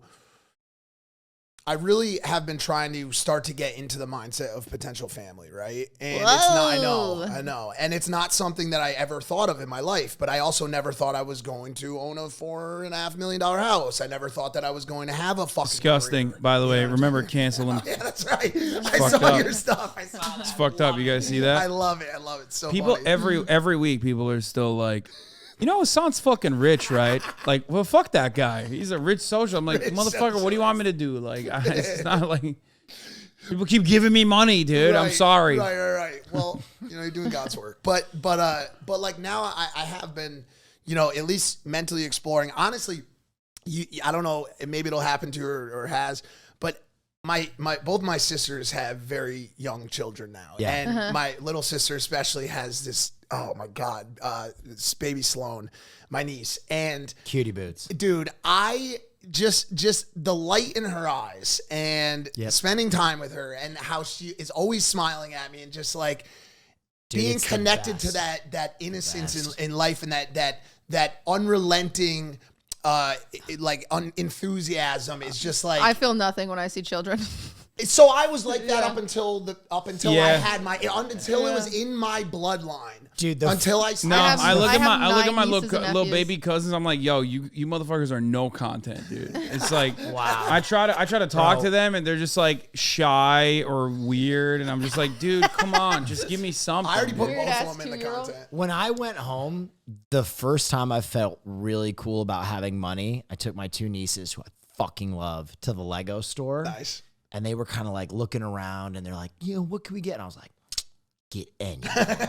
And they grabbed like the fattest set and they were like, is this okay? And I was like, yeah. And some You're like, other "Get kid, another one." some other kid was like, I wish I had an Uncle Will. And my nieces were like going crazy in the Lego store. That was the first day I was ever like, where you this is didn't have it. to rely on your tuna can I can't. feel cool about life, bro. I can't do that Take that out the because Lego my store. uncle spoils the shit out of my cousins. So like, I can't get him shit, dude. They got everything. Right. It sucks. Right. That sucks. I'm always like, You can, what do you take want? them to Disney on Ice. Yeah, I was gonna say you have to actually rely Quality time. Yeah, they have to rely on fuck time. that. He's like, no, Yeah. if I can't buy it, I don't want No, it. that's too much work. I'm going to dude. bring them on and have a terse political conversation with them. Yeah. No, they were. I was the cool one when I linked them up with Mr. Beast. When they were like when they met Mr. Beast over FaceTime, they fucking lost their mind. I've been riding on that for a while now. Dude, JB, Yeah. bro, legend. Well, Absolute guys, legend. we've said it all. We've had Mike here for a long time. We've I done think it. Mike is going Yeah. on the stream afterward. I have elected to make this free. We will make it up to Yeah. our Patreon. Yeah, I don't make money. We will. No, I meant like because. Oh, because I talked about the shit? Yeah, I'm fine. It's all the truth. It's not like... The truth. I feel like I was just telling some stories and also being human and being like, I'm confused because that guy was my friend and I'm confused. Yeah, good luck. And, no thank one you. is going to view you from the lens of like you being, honest. No They matter will. what happens. They will hate me, and Yes. I am a sociopath. Well, not for actually. having That's not true. reactions Our or audience something. won't do that. No. So someone will take a Why? I clip and feel it'll like end up somewhere. I don't even want to go back. You don't want to go. Yeah, don't. I was just ignore gonna the say, I internet. feel like you're like pretty in the clear on this one, aren't you? Like no one's saying anything. Oh, am I? Mike, oh, let me sorry. let me Maybe introduce I was you. screaming. I should Let me have introduce you. feelings. Let me introduce you to being a woman on the internet. yeah. Oh it's my God, it's it's rough. so A few people were even in like my boyfriend does these things called mogul mails. Oh, I've seen them. Yeah, and there's They're a fantastic. few people in the comments. Yeah, he's that a are like, right wing guy. He's Don't all like right. him. He's awesome. Yeah, He's awesome. he believes in a lot of things. There are people in the comments being like, man, she's such a narcissist for making this about her. And I'm like, no. I'm just the only one that's willing to talk about it openly. Like, that's it. Like, I'm just the only one that's... Who should it be? I think they want it to be about, like, mostly Pokey and Maya. Got it. But Okay. also, like, my photos were on there. That is someone that is close to us. That is someone that's violated my trust. These are photos that have circulated everywhere. I am very affected. Sorry, It's should been it be miserable. more about them? Maya's your best friend. What? And like- Maya's my best friend. And I'm willing to talk about this, and other girls aren't. And so I feel like I do need to be the one that's vocal because I'm willing to be that vocal one. So I'm trying to do, it's not only for myself, it's for a lot of other women. And that's, I don't like want to be vocal, but it feels like my only option. And so that's why I'm doing it. And that's why I'm being so vocal about it. Because like I said, I don't want to hate this guy. I never wanted to hate this guy. He was a best friend for a long, long time. So it hurts a lot to be the one that's like, you know, talking about it more and not letting the story end. But it's because we have to do something to stop it in the future. Yep. So anyway. All right. Well, on that note, So this is a free Biggest episode. Michael, thank you for coming. this is the kind of this is the kind of juicy content that you'll be able to get Right. behind a paywall at I didn't show my patreon.com/QTCinderella. toes. To our Patreon subs, we'll make it up to you with Cutie's toes. Okay. But Mike, tremendous pleasure having you on. Thanks for having me. I appreciate it, dude. You were an incredible guest, and I, from the first time I talked to you, I knew what a legit human being you were. So it's good to get to pick your brain and to have you on. Thanks for joining us. Thanks to all of our subscribers. Thanks to everybody who's subscribed on YouTube. If you haven't, bonus episode, press the fucking button. We'll see you next week, and bye. See ya.